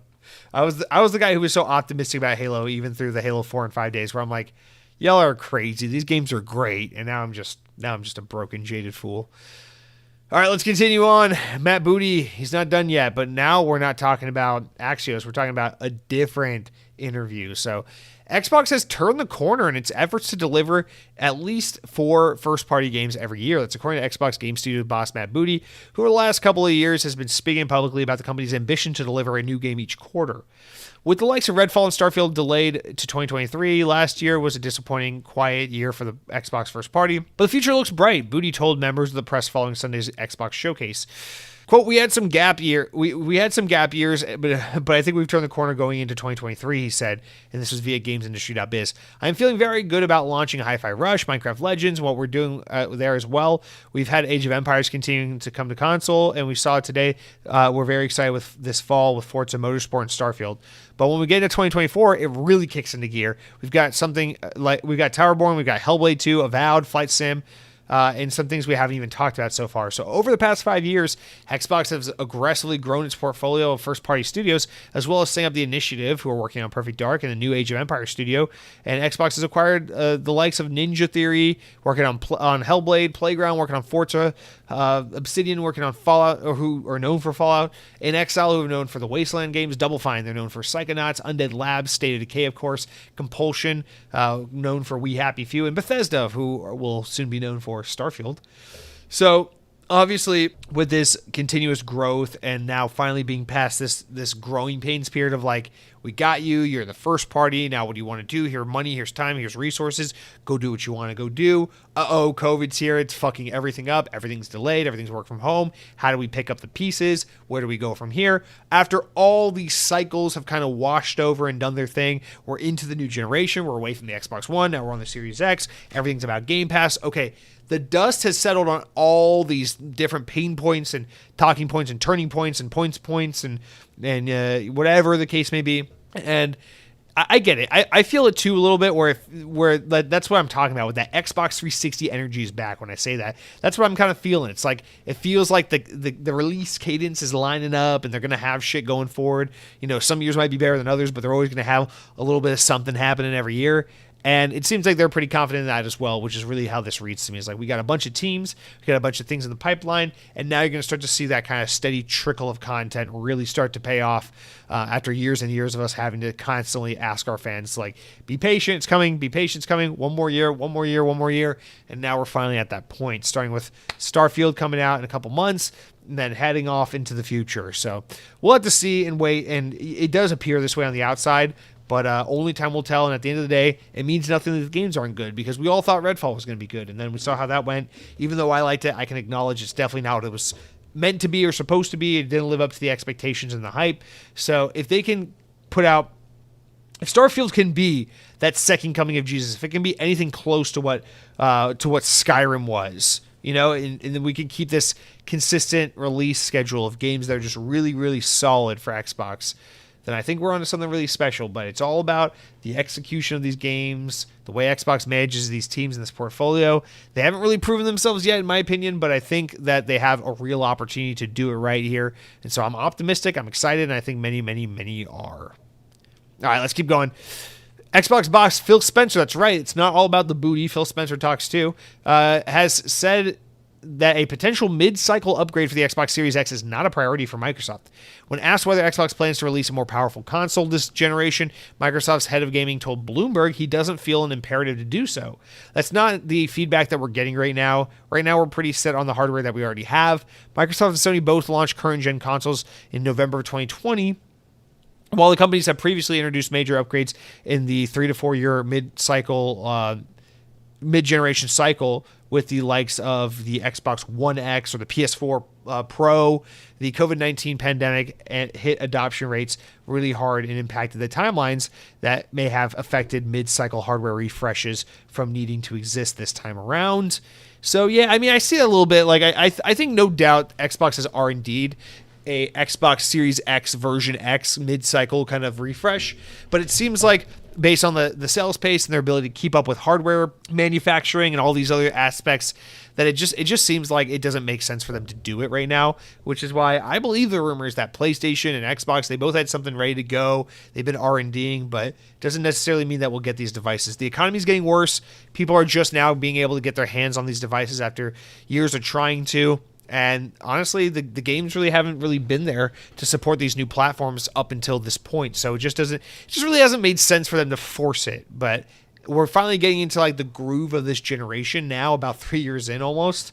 And so if there's going to be time for a mid-cycle refresh, it all depends on which way the wind blows with the economy and how long this generation lasts and what the market is demanding and kind of what there's a demand for. And that's just all going to be a time will tell sort of deal. So that's why we got things like the Xbox Series S in black with added storage as opposed to like an Xbox Series X version X. So that's just to explain that. All right, we still got a lot to get through. This next one is the biggest. It's the biggest doozy of them all in terms of just length, so bear with me. We got a lot to get through here with Embracer. Things are not looking good over there. So from VGC, Embracer Group have announced a new restructuring program, which will see some game studios closed and some projects permanently canceled. Shares of the company are nosediving over 40% last month after the Swedish company said that a major $2 billion partnership had fallen through unexpectedly and they wouldn't be going ahead as planned, leading to the slashing of an earnings forecast. So they were trying to get additional loans, additional funds, and that fell through. Now, in an open letter posted to the company's website, CEO Lars Wingford has stated that the newly announced restructuring program will be designed to make Embracer leaner, stronger, more focused, and self-sufficient as a company. Quote, during the past years, Embracer has invested significantly in both the acquisitions and into the strategy of accelerated organic growth, Wingford says as he continues. We've acquired some of the world's leading entertainment IP, and we've invested into some of the largest pipelines of games around the industry. The program presented today will transform us from our current heavy investment mode into a high cash flow generative business this year, which is there's a lot to say. It's a lot to promise. The new restructuring will result in job losses. Embracer currently engages, weird to say, engages, you mean employs, close to 17,000 people. And while that number will be lower by the end of the year, it is too early to give the exact forecast on this, Wingford says. It's crazy because that's actually like fewer people than Ubisoft employs, and they have way more IP and way more studios than Ubisoft. Continuing on, it is painful to see talented team members leave.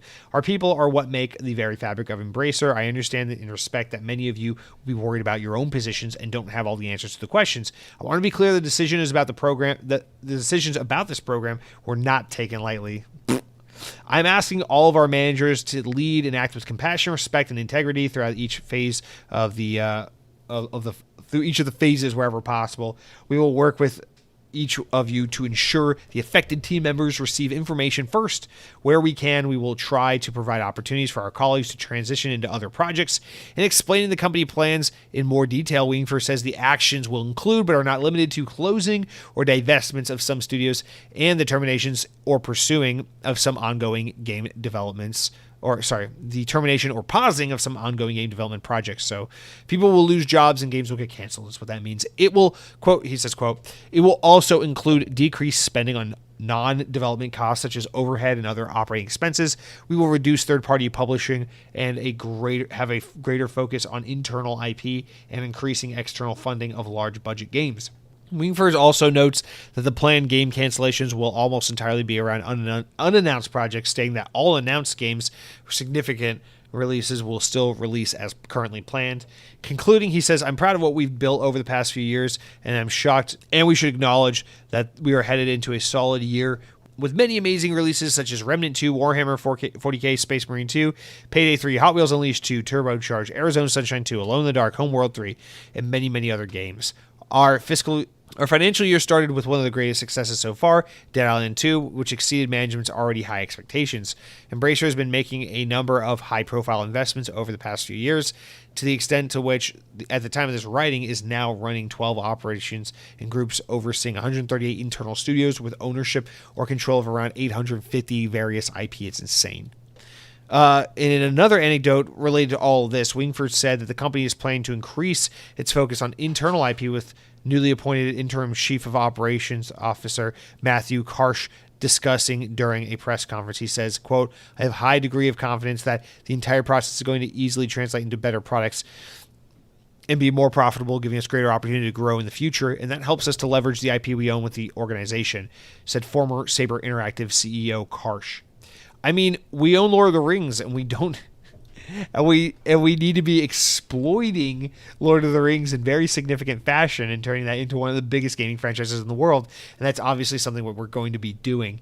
And so it's much better to use of resources than some other projects and some of our other teams have been working on. So we're working together, and we have those opportunities, and we're super excited to see and put to work relatively quickly. Embracer acquired the entertaining rights for Lord of the Rings and the Hobbit IP back in August of last year. All right.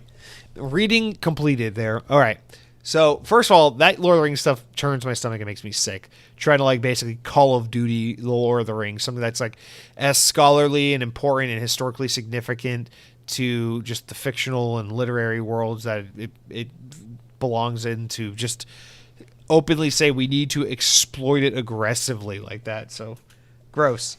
But clearly, what's happened here is shit has hit the fan with Embracer. They are greenlighting projects, acquiring studios, gobbling up IP, and just constantly greenlighting projects and trying to get things off the ground while growing and growing and growing. And they haven't stopped and had a chance to turn a profit and figure out the financials of this business, because they are releasing some successful games. They do own a lot of really good IP. They do own a lot of good talent with game developers and things like that. But it's just they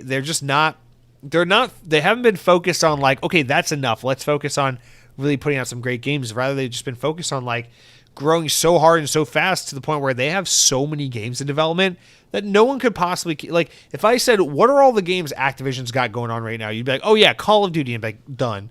And I'm like, what are all the games that EA's got going on? You're like, oh, they made a Star Wars game. They're probably working on another Battlefield. They got Apex Legends. They got a couple sports games like Madden.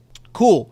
What are the games that Embracer's working on? Your mind would fucking explode, because you can't name 8,000 games on the spot right now. And that's the thing, is it's just an unsustainable business growth model. And it maybe made sense then when the economy was super hot a couple of years ago and it was a good time to buy and you could borrow money for next to nothing and the interest rates were stupid fucking low, and it was just such a great time for rich people to take risks and throw their money around and use it on stuff because interest rates were low, inflation wasn't as bad, et cetera, et cetera, et cetera. The economy was good. But now everything has changed dramatically. It's a terrible time to buy money. It's hard to borrow money. Is hard to get loans and to buy things and to do things. It's a bad time to be investing when people are just trying to hang on to money and the economy's looking uncertain and things like that. So their business model, the track they were on, it's a risky one, but it was working for the time they were in. The problem is the past few years have been so wildly inconceivably just kind of off base from where everyone thought we would be, that now this is no longer functioning for them, and it's put them in a precarious situation where now it's like, oh shit, we've got all this stuff in development, we can't get additional funding secured, we haven't been able to really turn a serious profit, not because we're not putting out games that are doing well, but because we just have so much debt from so many acquisitions and so many projects that are in development. It's a lot to juggle and they can't keep up with it. So naturally this is going to result in consolidation, layoffs, cancellations, as they straight up say. And of course, there's going to be like safe studios. You can assume, the Borderlands guys, right?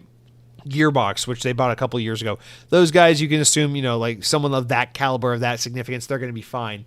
But you worry about all these other ones, like, I don't know, like, what do they call it? Like Black Forest, the guys that are doing like those Destroy All Humans remakes. Like, I don't know if they're safe. Like, what does that mean for Destroy All Humans? You own the IP, but now you're just like THQ when you bought the IP from them. It's like, are you just going to go under? Are you just going to cancel the game? Are you just going to lay off the developers? Are you just like, are these IP that you gobbled up from places like THQ that no longer exist? Are they going to end up in the same fate that they had beforehand with THQ, where they're just going to get canceled and the developers are going to be dissolved and the IP are going to be, just falling by the wayside, never to be seen again, because you guys tried to grow so fast that you couldn't keep up with it, and you never figured out how to make the business profitable, and never stopped to really make sure that was taken care of before all of this happened. So I don't know. It seems like there's a potential that that's going to happen for at least some IP. And, you assume things like Lord of the Rings and Tomb Raider and Borderlands and stuff like that, all that's safe. But what about some of these smaller games? It's like, I don't know, can we keep doing things like Dead Island, and can we keep doing things like Destroy All Humans and SpongeBob and shit if if you're gonna have to lay off massive swaths of people and probably unload some IP, they might have to end up selling some of this IP and selling some of these teams and try to like downsize a bit. I like that very realistically could be a part of the equation for them, because they're saying that in the next year they'll get to a place of profitability. That's going to require some serious layoffs to make that happen. They have 17,000 people, 850 IP, 138 internal studios. Lots of people got to lose their jobs for them to make that a reality, this profitability model that they think they're going to get into the next year. So I don't know. It's not good days for Embracer. My heart goes out to the people whose jobs are no doubt going to be affected by this. It's a shitty situation because a lot of people with a lot of money thrown around, a lot of investors willing to jump in, decided to play a game and gamble and buy all these teams. And now, you got to wonder, it's like, are some of these teams starting to look at this shit and think about how the video games industry is consolidating so rapidly and going, maybe we don't want to sell out super fast to whoever will buy us, because maybe some of these teams would be better off trying to make it on their own than just selling out to whatever publisher of the week may or may not shut them down a few years down the road. Like People Can Fly, I was just opining a little bit about, like, wouldn't it be cool if Microsoft bought them? But it's like, I don't know, maybe it's better for them to just stay independent so that we don't have to have an issue in the future where Microsoft can Lionhead Studios them and shut their asses down. So it's like, I don't know, man. It's scary times for developers, scary times for teams. This is just kind of the nature of the beast in the games industry, unfortunately, which is that teams get shut down all the time and people move from one project to another. And it's always just a little bit like, it's like one of those starved artist kind of jobs, always looking for your next gig. Although, of course, the difference is that game development generally pays a lot better than most of those other artistic gigs that I kind of referenced or alluded to. But nonetheless, this is mostly just really sad and unfortunate shit. Hopefully Embracer's able to pull through and keep it together, because they have some great IP, they have some great teams. And I want to root for them. I want to see them succeed with what they've been doing the past few years. I've wanted to be a fan of Embracer, but over the past 12 months or so, they've just slowly been making some questionable decisions that make me trust and respect them less and less and less. The stuff with Lord of the Rings, licensing shit out like Tomb Raider to Amazon. It's like, that's like your most important IP. Why would you not double down on that and do it internally and give that the biggest budget you've given any of your games thus far? You should be making like a fucking Uncharted level Tomb Raider game, not pimping out the IP to Amazon. What the fuck is this all about? So clearly the signs have been on the wall. The writing's been on the wall. They're in trouble, and now we're going to see them start to restructure and kind of respond to the tough times that they're facing. All right, let's talk VR. Speaking of things that probably aren't a good investment right now. From VGC, head of Xbox Game Studios, Mr. Phil Spencer. Nope, just kidding. Matt Booty. He talks about VR and AR market and how it's currently too small for the platform holder. In an interview with The Hollywood Reporter, Matt Booty suggested that the games need to reach around 10 million players to be successful. Xbox games, this is really important actually. This is a really, really important takeaway from Xbox in general going forward. Matt Booty suggests that Xbox games need to reach around 10 million players to be successful. He says, I think for us, it's just a bit of a wait until there's an audience kind of situation.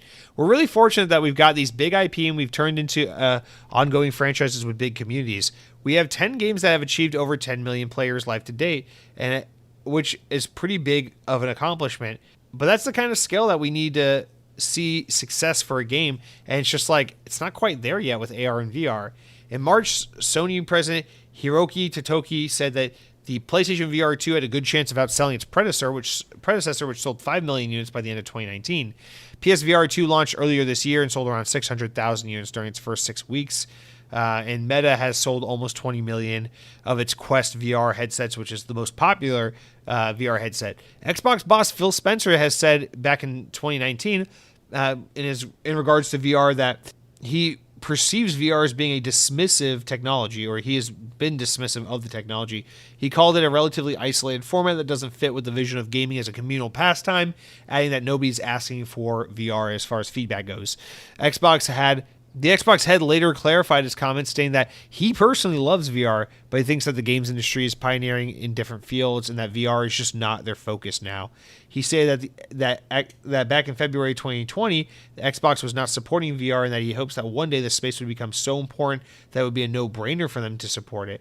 In the following year, Spencer reiterated that Xbox had no interest in developing a VR headset.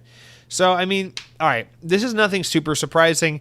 Microsoft at large has the HoloLens, which is like their AR mixed reality headset that was at one point going to be consumer facing. They even showed it off at an Xbox stage showcase once with Minecraft and with Halo, and then that never came to be. And then they did release HoloLens, but it was like an enterprise industry kind of device. And then they made a sequel and really well received device, apparently a really great device, but they really haven't done a HoloLens 3, which is apparently internally canceled, and that's just kind of been in limbo forever. And clearly, Microsoft has a lot of experience and research into this. You know, they're one of the major tech companies like Apple, like Google, like Facebook that's exploring this field and looking out and seeing what they need to be doing, where they need to be focused on. And their research has continually pointed to VR ain't it.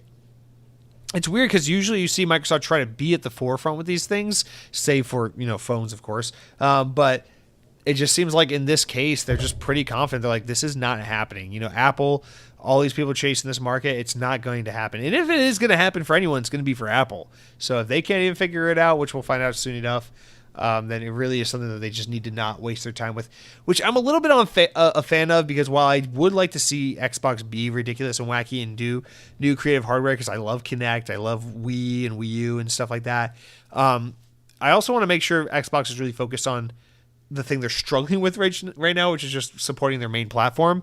And with cloud streaming and PC and all that support as well, they already have enough on their plate that isn't just the Xbox consoles themselves. So I am happy to see them like double, triple down on not doing VR and just focusing on the consoles at large right now, because that's where I think their attention is needed to be focused. So at least their heads are in the right space. But yes, hopefully one day we can see them make sense of VR and do it. But man, they're saying that they want to have games that are reaching 10 million players. I mean, VR does not have that kind of penetration in the market. There's just not that install base to do it. But damn, that's a huge... I mean, it's not... I guess it's not crazy when you think about like what Nintendo first party and Sony first party games do. They usually do. Sony can regularly do 12, 15, sometimes 20 million on a first party game. Nintendo can regularly do 20, 30, 40 million on these fucking games. They're insane. They'll sell Mario Kart to everyone 5 times over, and why not? But Xbox doesn't have as much of that. They got Sea of Thieves, they got Halo, stuff like that. But Grounded and things like that. But they don't. Not everything they do is a 10 million plus kind of game. Forza, whatever. But they've got some room to go, and wasting time in VR is not going to get them there. So it seems quite obvious that with their focus being on market penetration, with large market penetration with services like Game Pass and cloud streaming and stuff, VR is just the antithesis of what they need to be focused on. So it just doesn't make sense. All right, guys, we got a few more, unfortunately. It's just going on forever and ever and ever. You guys are probably so tired of hearing me at this point, but we got to talk about what's going on with Titanfall 3, because we got a Titanfall story this week that I think is actually going to provide a lot of closure. That was kind of my takeaway after reading this story, and I hope you guys find it fruitful to hear this. But from GameSpot, by way of PC Games N, which I've never heard of, PC Games N, never heard of them, whatever. Respawn Entertainment was hard at work on Titanfall 3 for 10 months before the project was canceled, so the efforts could be focused on Apex Legends, a former developer and studio claimed. Speaking to Burr Network, former Titanfall and Call of Duty designer Mohammed Alavi said that the game was well into development before Respawn pulled the plug on it altogether. Quote, Titanfall 2 came out, did what it did, and we were like, okay, we're going to make Titanfall 3. We worked on Titanfall 3 for like 10 months in earnest, and then we had the tech for it and multiple missions going. But I'll make this clear, it was incrementally better than Titanfall 2. It was not revolutionary. Alavi said that in the end, a combination of the multiplayer team struggling to make the multiplayer mode more accessible and the Battle Royale genre finding explosive success pushed Respawn to enter the genre. So they were looking at PUBG and all that, and they couldn't figure out a way to make the Titanfall multiplayer a little more accessible, as it was a little bit of a bombastic, overstimulating, intense multiplayer experience. And they looked at that and they said a prototype was made, company-wide interest was ignited, and the studio began working on a Battle Royale game, Apex Legends. Quote, we came back from a break and we talked about it, and we were like, we need to pivot, Olavi said. We literally canceled Titanfall 3 ourselves because we were like, we can make this game and it'll be like Titanfall 2 plus a little bit better, or we can make this thing, which is clearly amazing, and that was Apex Legends. Respawn's decision eventually led to the rise of one of the most popular Battle Royale games on the block, Apex Legends, and has been a mainstay in the genre since it launched in 2019. Titanfall fans have still regularly called for Titanfall 3 to be put into production, but it's between the work on the upcoming Star Wars FPS and the reportedly inspired Dark Forces subversion of another Star Wars game at EA, and continues to develop on Apex Legends. Respawn has its hands busy. Respawn founder Vince Zampella isn't opposed to the idea of a Titanfall 3 being made eventually, but it would have to be the right thing before Respawn would commit to making it. Such a beloved franchise, and fans have also, for the fans and also for us, it's not the right moment in time, or the right idea. And then if it's not the right time, if it's not the right idea, then it just doesn't make sense, Zampella said. All right, so I actually feel very different about Titanfall 3 following this news, because I guess we just all kind of assumed that this was a story of like EA pulled the plug on Titanfall 3 while they were working on Apex Legends and Titanfall, or then they pivoted to Apex Legends or something like that happened.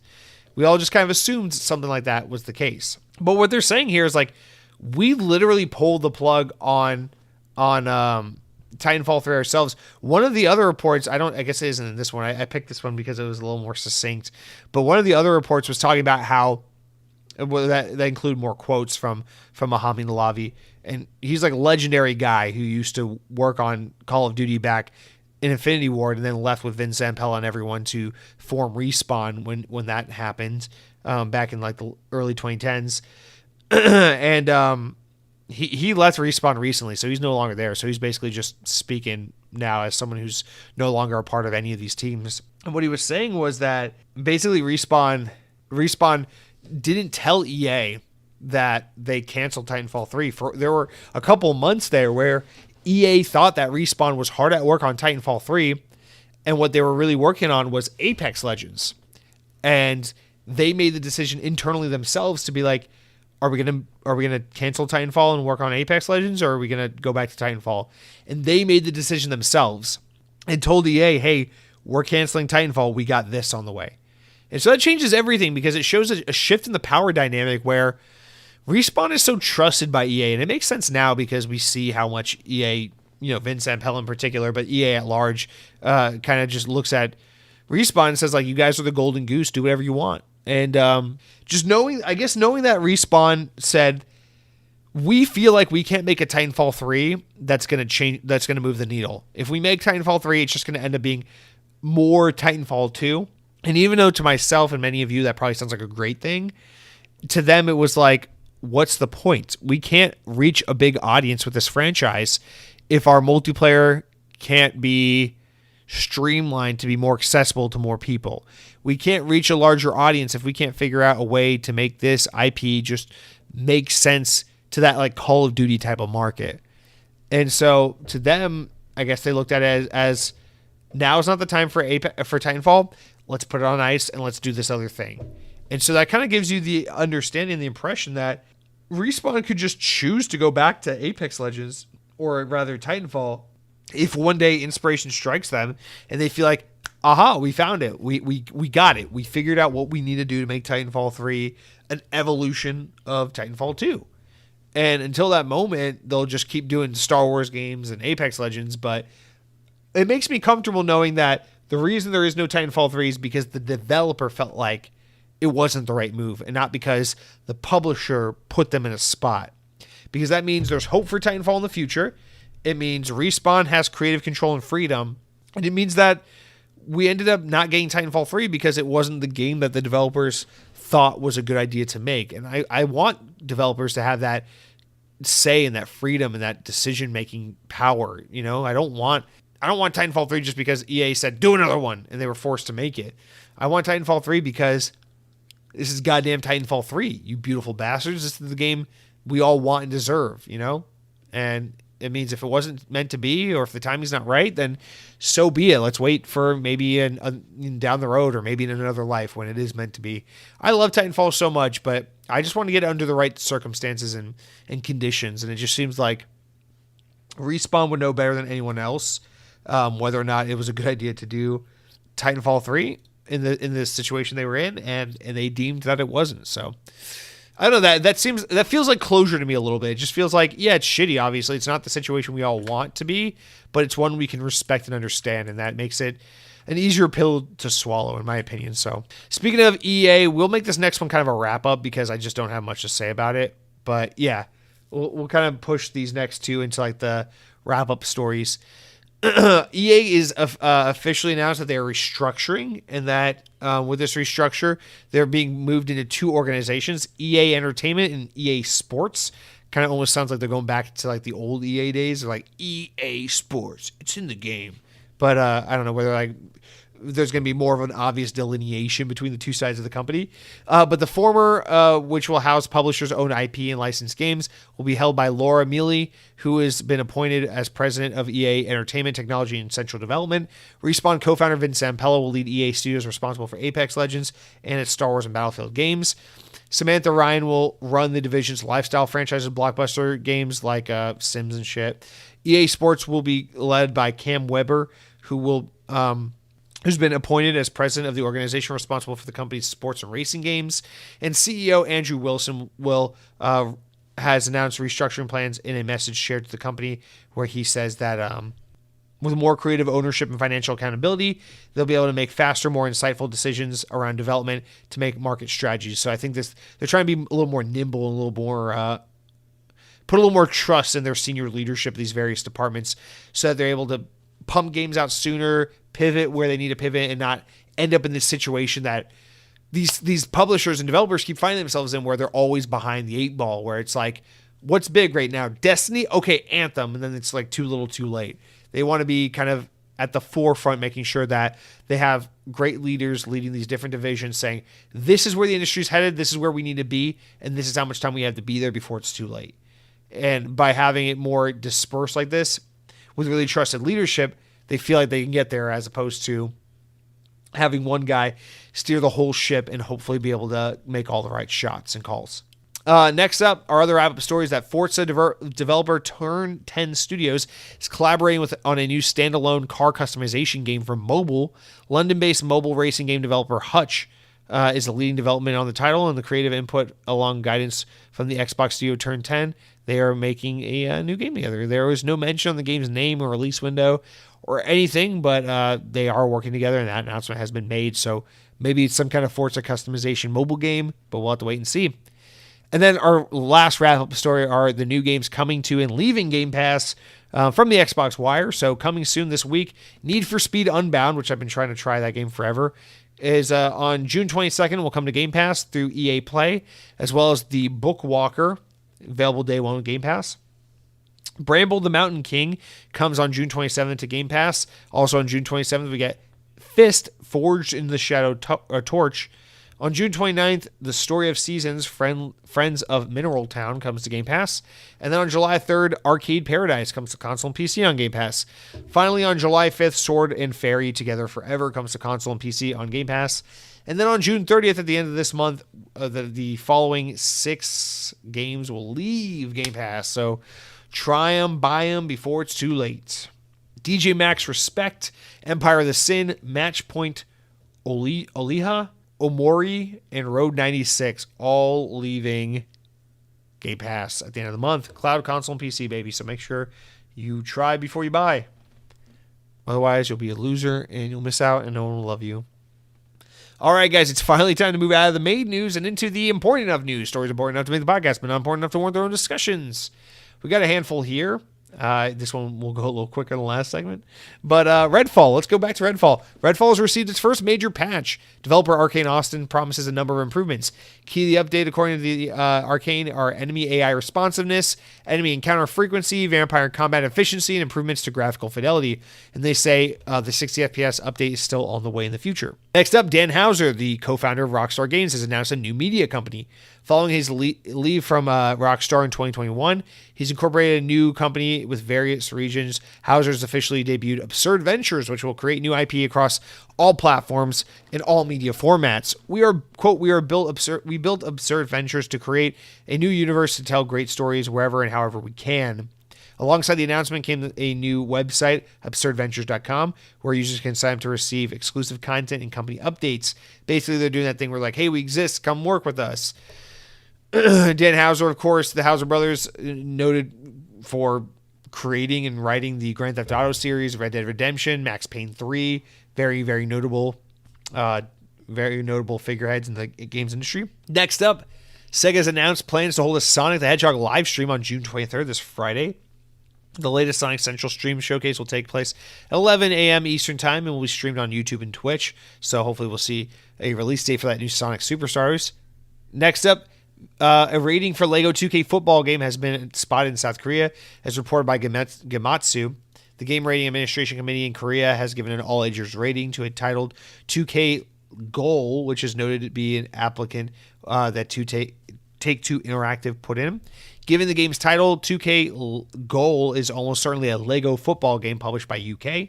This would finally confirm VGC's exclusive report from earlier in the year, in which they revealed that Lego is partnering with 2K for a few new Lego sports games. We already got one. It was that 2K Drive, which came out last month. Next up, Squanch Games have released the first trailer for the upcoming DLC for High on Life, which is High on Knife. Taking the game to a horror comedy direction, the DLC stars Knifey, a bloodthirsty melee weapon voiced by Michael Cusack. Also introduces a new character, Gun Harper, voiced by Sarah Sherman of SNL. Set 2 years after the event of the main game, High on Knife will be released on PC and Xbox this fall/autumn. Next up, Soul Calibur 5 is being permanently removed from digital storefronts next week, Bandai Namco confirmed. On June 19th, it will be taken down. Quote, Valiant Warrior Soul Calibur 5 is taking its final curtain call on the stage of history before being sunset from PlayStation 3 and Xbox 360 on June 19th. The base game and all associated DLC will no longer be available for purchase, but you can continue to play it if you already have it downloaded or in your queue or log or whatever. And of course, the disc version works as well, but that is pretty shitty. Not fun losing old games. Not a good way to preserve history, baby boy. All right, guys, that is going to do it for all of our news this week. Now, take a big sigh of relief. We're over 2 hours in, guys. It's been a lot of news, a lot going on. Well, now we can crack our knuckles and bow out this week with a couple of comments from the audience. Shout-outs, comments, questions, those kinds of things. Mostly everything we got was related to the Xbox Showcase because I think everyone's really just high on that new information. But I look forward to your discourse as we move into all the news from this week as well, because there's a lot going on in the world of Xbox. So let's kick it off. You know how it goes. You head on over to youtube.com/XboxOnPodcast, at XboxOnPodcast, whatever. Click on the latest episode. Why don't you subscribe, leave a comment, whatever, while you're there. Subscribe. We got almost 1,100 subscribers. Keep it going, please. Leave a comment. Say anything you want. Say something nice like Jesse, Mountain Dew Livewire sucks and you're a hillbilly. That's why you have no teeth. Or say something mean like Jesse, you're a hillbilly and I like that you have no teeth. It makes me want to stick my tongue in between your gums and you can mush on them like a baby because you got no teeth like a hillbilly. Weird. You can say it. It's a free country, a free world, it's a free internet. I don't know. You say whatever. Who gives a shit? Sam Torres writes in. Sam Frito, you changed your name. Sam writes in and says, Hellblade 2 gameplay should have been way better. I don't think Ninja Theory should keep slapping this shit up every showcase. Can Senua die and cut this short? I agree that Hellblade has consistently had a bad showing and that was the worst thing they showed at the showcase was that Hellblade underwhelming demo. And I really hope they're able to finally show combat because if the combat isn't the selling point of this game, like they didn't overhaul and like change up the combat, then what's the point of this game? Why are they making a sequel to Hellblade? Because that game really didn't need one, and yet here we are. So I'm in complete agreement with you. Hellblade 2 was the worst thing they showed at this showcase, but I am still optimistic and hopeful that it'll be great. All right, a couple of you wrote in on Starfield. Mr. Maug writes in. Mr. Miggy writes in. Ooh, Mr. Miggy. Starfield is looking like one of the first games to justify the $70 price tag. I'm bummed out about the 60 FPS, though. At least give us an option or something like that unlocks frame rate for those of us with VRR TVs. Damn, this is the perfect talking point for that. I don't know why I didn't pull this comment earlier. I already said my piece on the matter. I understand why people are upset about it. You know, hopefully you have a nice gaming PC and then you can just play it there because you probably get 60 FPS there. But, I mean, I agree to disagree on the $70 price tag thing. I think many games justify the $70 price tag, but no doubt Starfield is a game that's probably going to be worth a lot more than $60 when you think about it's a huge game with tons to see and do. Headhunting Halo writes in and says, I don't think you realize how amped I am for Starfield. I took a week off work. I'm so pumped for that the direct that they showed, that it was crazy how much to do all the sides. The customization just looks like a blast. A little down, that's locked at 30 FPS, but we'll jump to 60 soon, I'm sure. I'm going to be doing a lot of backlogging until then. Long live Bethesda. Headhunting Halo. I appreciate the enthusiasm. Damn, took a week off work. That's awesome. That's a good way to spend your vacation days, so respect. Xbox PNL 1465. I don't know who this is, but thank you for writing in. Responded to Headhunting Halo and says, it's nice. But what really drove me crazy was Star Wars Outlaws. People talk about Starfield and so on, but Star Wars Outlaws has more views. I totally get it because the first generation Xbox gamers have played OG Xbox and KOTOR, and then you see this and it's a wet dream for Star Wars Outlaws. Star Wars lover, and then something like Star Wars Outlaws was just beautiful, and then Star Wars Showcase was just good. But Ubisoft was also really sick. I think Ubisoft had a great showing. I don't know what the fuck people are on about saying that was a bad showing. I thought Ubisoft did great. They kind of reset the stage kind of surrounding Ubisoft. There's been a bad air around their name for a while, and I feel like they kind of nipped that in the bud a little bit with this really stellar showcase. But I think Star Wars Outlaws looks great. I can't find anyone who wants to talk in agreement with me on this. Like, everyone I brought this up to was just like, yeah, it looks whatever. I'm like, you're fucking nuts, man. I don't know what people are on about. Everyone I feel like is like, oh, it's just Star Wars Far Cry. I'm like, no, it's not. Like, this, I mean, actually, well, let me take that back. I don't fucking know what I'm talking about. To me, it doesn't look like Star Wars Far Cry, at least. Like, to me, I was like, this is the first Ubisoft game that doesn't look like Watch Dogs and Far Cry and Assassin's Creed and everything all rolled into the same bullshit package. Like, I don't know, this game looks different to me. Like, I'm seeing a lot more GTA than I'm seeing freaking, Far Cry in this formula. Oh, my phone needs to shut up. But I don't know, man. I think Star Wars Outlaws looks freaking great, actually. And I say that as someone who always wants to love Star Wars, but almost never does, because I don't know. And this is one of those rare Star Wars instances where it's like, I'm hyped about some of Star Wars again. I'm excited to feel that way, because God knows Star Wars Jedi does not make me feel that way at all. I played the first Star Wars Jedi, and it's impressive that a team as amazing as Respawn were able to pivot and make a game like that, but that game didn't do it for me at all. I forgot everything about the game. It was so incredibly unremarkable to me. And then when the second one came out, I was like, I'm so grateful that, like, I don't feel any guilt or any amount of missing out or any kind of like FOMO that I'm not playing Star Wars Jedi Survival or Survive or whatever it's called. Like, I don't care. If I never play that game my entire life, I'll be fucking fine. I don't care. Like, to me, I'm just like, yep, I played the first one. It was more than enough. You guys can enjoy that game, whatever. But Star Wars Outlaws to me looks fucking badass. It's like gunslinging, cowboy, open world, Star Wars, freaking Han Solo type shit. Like, yeah, that's what we need. I will take gunslinging outlaw Western cowboy Star Wars over fucking light sticks. I'm force sensitive and I can cry with the force or whatever, like Luke Skywalker. I'll take that. I'll take the gunslinging shit over that any day times 10 divided by 2, subtract by 4, and then multiply by 17, and then add about 4 or 6 more. Like, fuck yeah, that's so much cooler to me. I don't know. Star Wars is like made for open world. I just think this game looks sick, but all that non sequitur aside, I mean, the reason Star Wars Outlaws has way more views and way more attention on it, at least, you know, even though we're not talking about it in the Xbox community as much, is because simply it's Star Wars, man. Like, if you're a gamer and you're in the gaming ecosystem and you know about the latest games that are coming to gaming consoles for gamers to consume in the near and gaming distance, like, yeah, of course, we're all talking about Starfield because we all understand Starfield's going to be the next best thing since sliced bread for gaming, right? Okay.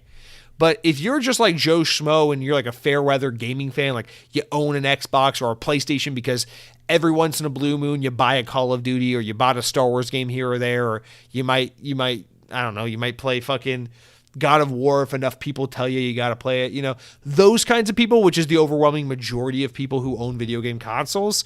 Most of those people don't give a flying fuck about Starfield because it's an unknown quantity. It's an unknown brand new IP.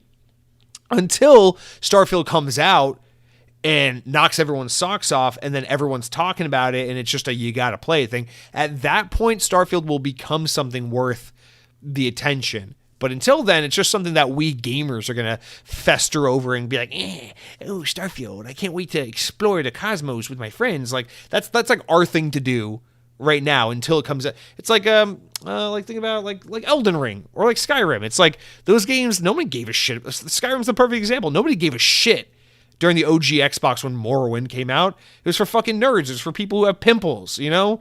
And then Oblivion came out and it was a little bit bigger for sure. And more people were ingratiated in the world of Elder Scrolls. And it definitely helped get the console gamers into it. But, you know, Oblivion was a big game for Xbox 360, an important game for Xbox 360. But it wasn't the game that like the attractive guy at the gas station or the pretty girl at the fucking Five Below would be talking about with her friends on lunch break while she's at Chipotle eating a burrito bowl or whatever. Like it's not, but Skyrim came out and just had the special sauce and lit the world on fire, and then everyone knows Skyrim now. If they said, "Oh, we're making Elder Scrolls 6, here it is," everybody'd be like, "Oh, it's Skyrim 2, yay!" Because that's the power of a brand and IP. That's why everything has to be a sequel, is because brands and IPs and known quantities sell way better than new ideas. But you know, if Starfield knocks it out of the fucking park, sure, it would be a bigger game and a more important game than something like Star Wars Outlaws, which is probably just going to be, you know, a great game, but just another Star Wars game. Whereas, you know, Star Wars Outlaws, it doesn't have to do as much or be as impressive of a game to get a bajillion views and knock everybody's socks off and get a bunch of chatter and talk and attention from the normies of the world, because it's Star Wars. Everyone knows what Star Wars is. Everyone likes Star Wars. Sure, I'll take a Star Wars. Like everyone Star Wars is.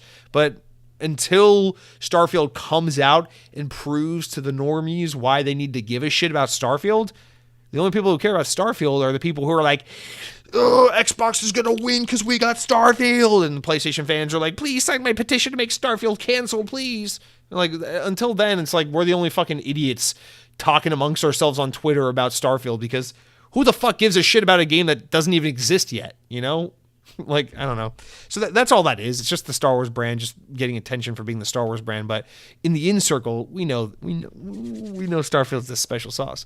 All right, let's talk about the showcase in general, because a lot of comments were had. Dead Captain James, the first and favorite child, writes in and says, "Oh, by the way, Xbox P&L, thank you for writing in. I think that's your first time writing in. Thank you. Appreciate it."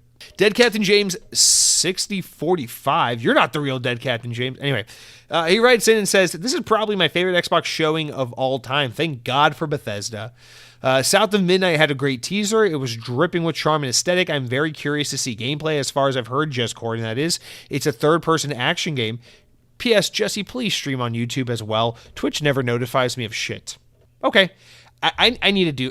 I'll be honest. The reason I stream on Twitch is because purple and black are cool and white and red are boring. That's really the real reason. I just like the colors and the aesthetic of Twitch. But you're right.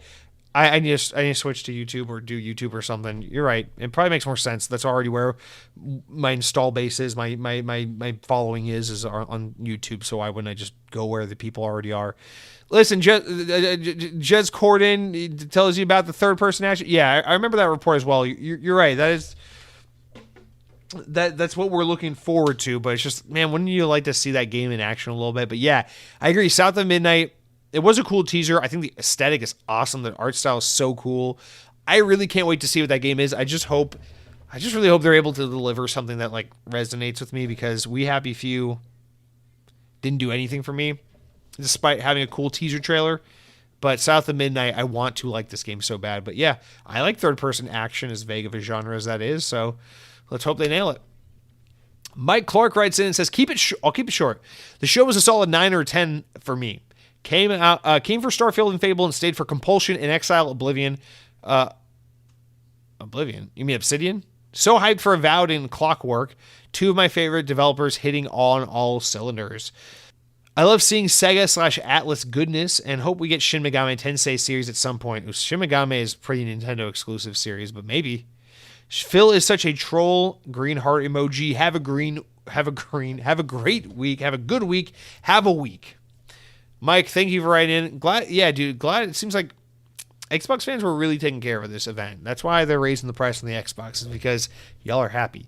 And no, I don't mean to differentiate. I'm happy too. I had a great time. I'm feeling super high on Xbox right now, and it's a good feeling. So glad to see you enjoyed it. And yes, always happy to see that Japanese support, especially from Sega. Let's go ahead. Let's go buy Sega. Let's go make Sonic part of the Xbox team. Let's do it, Phil.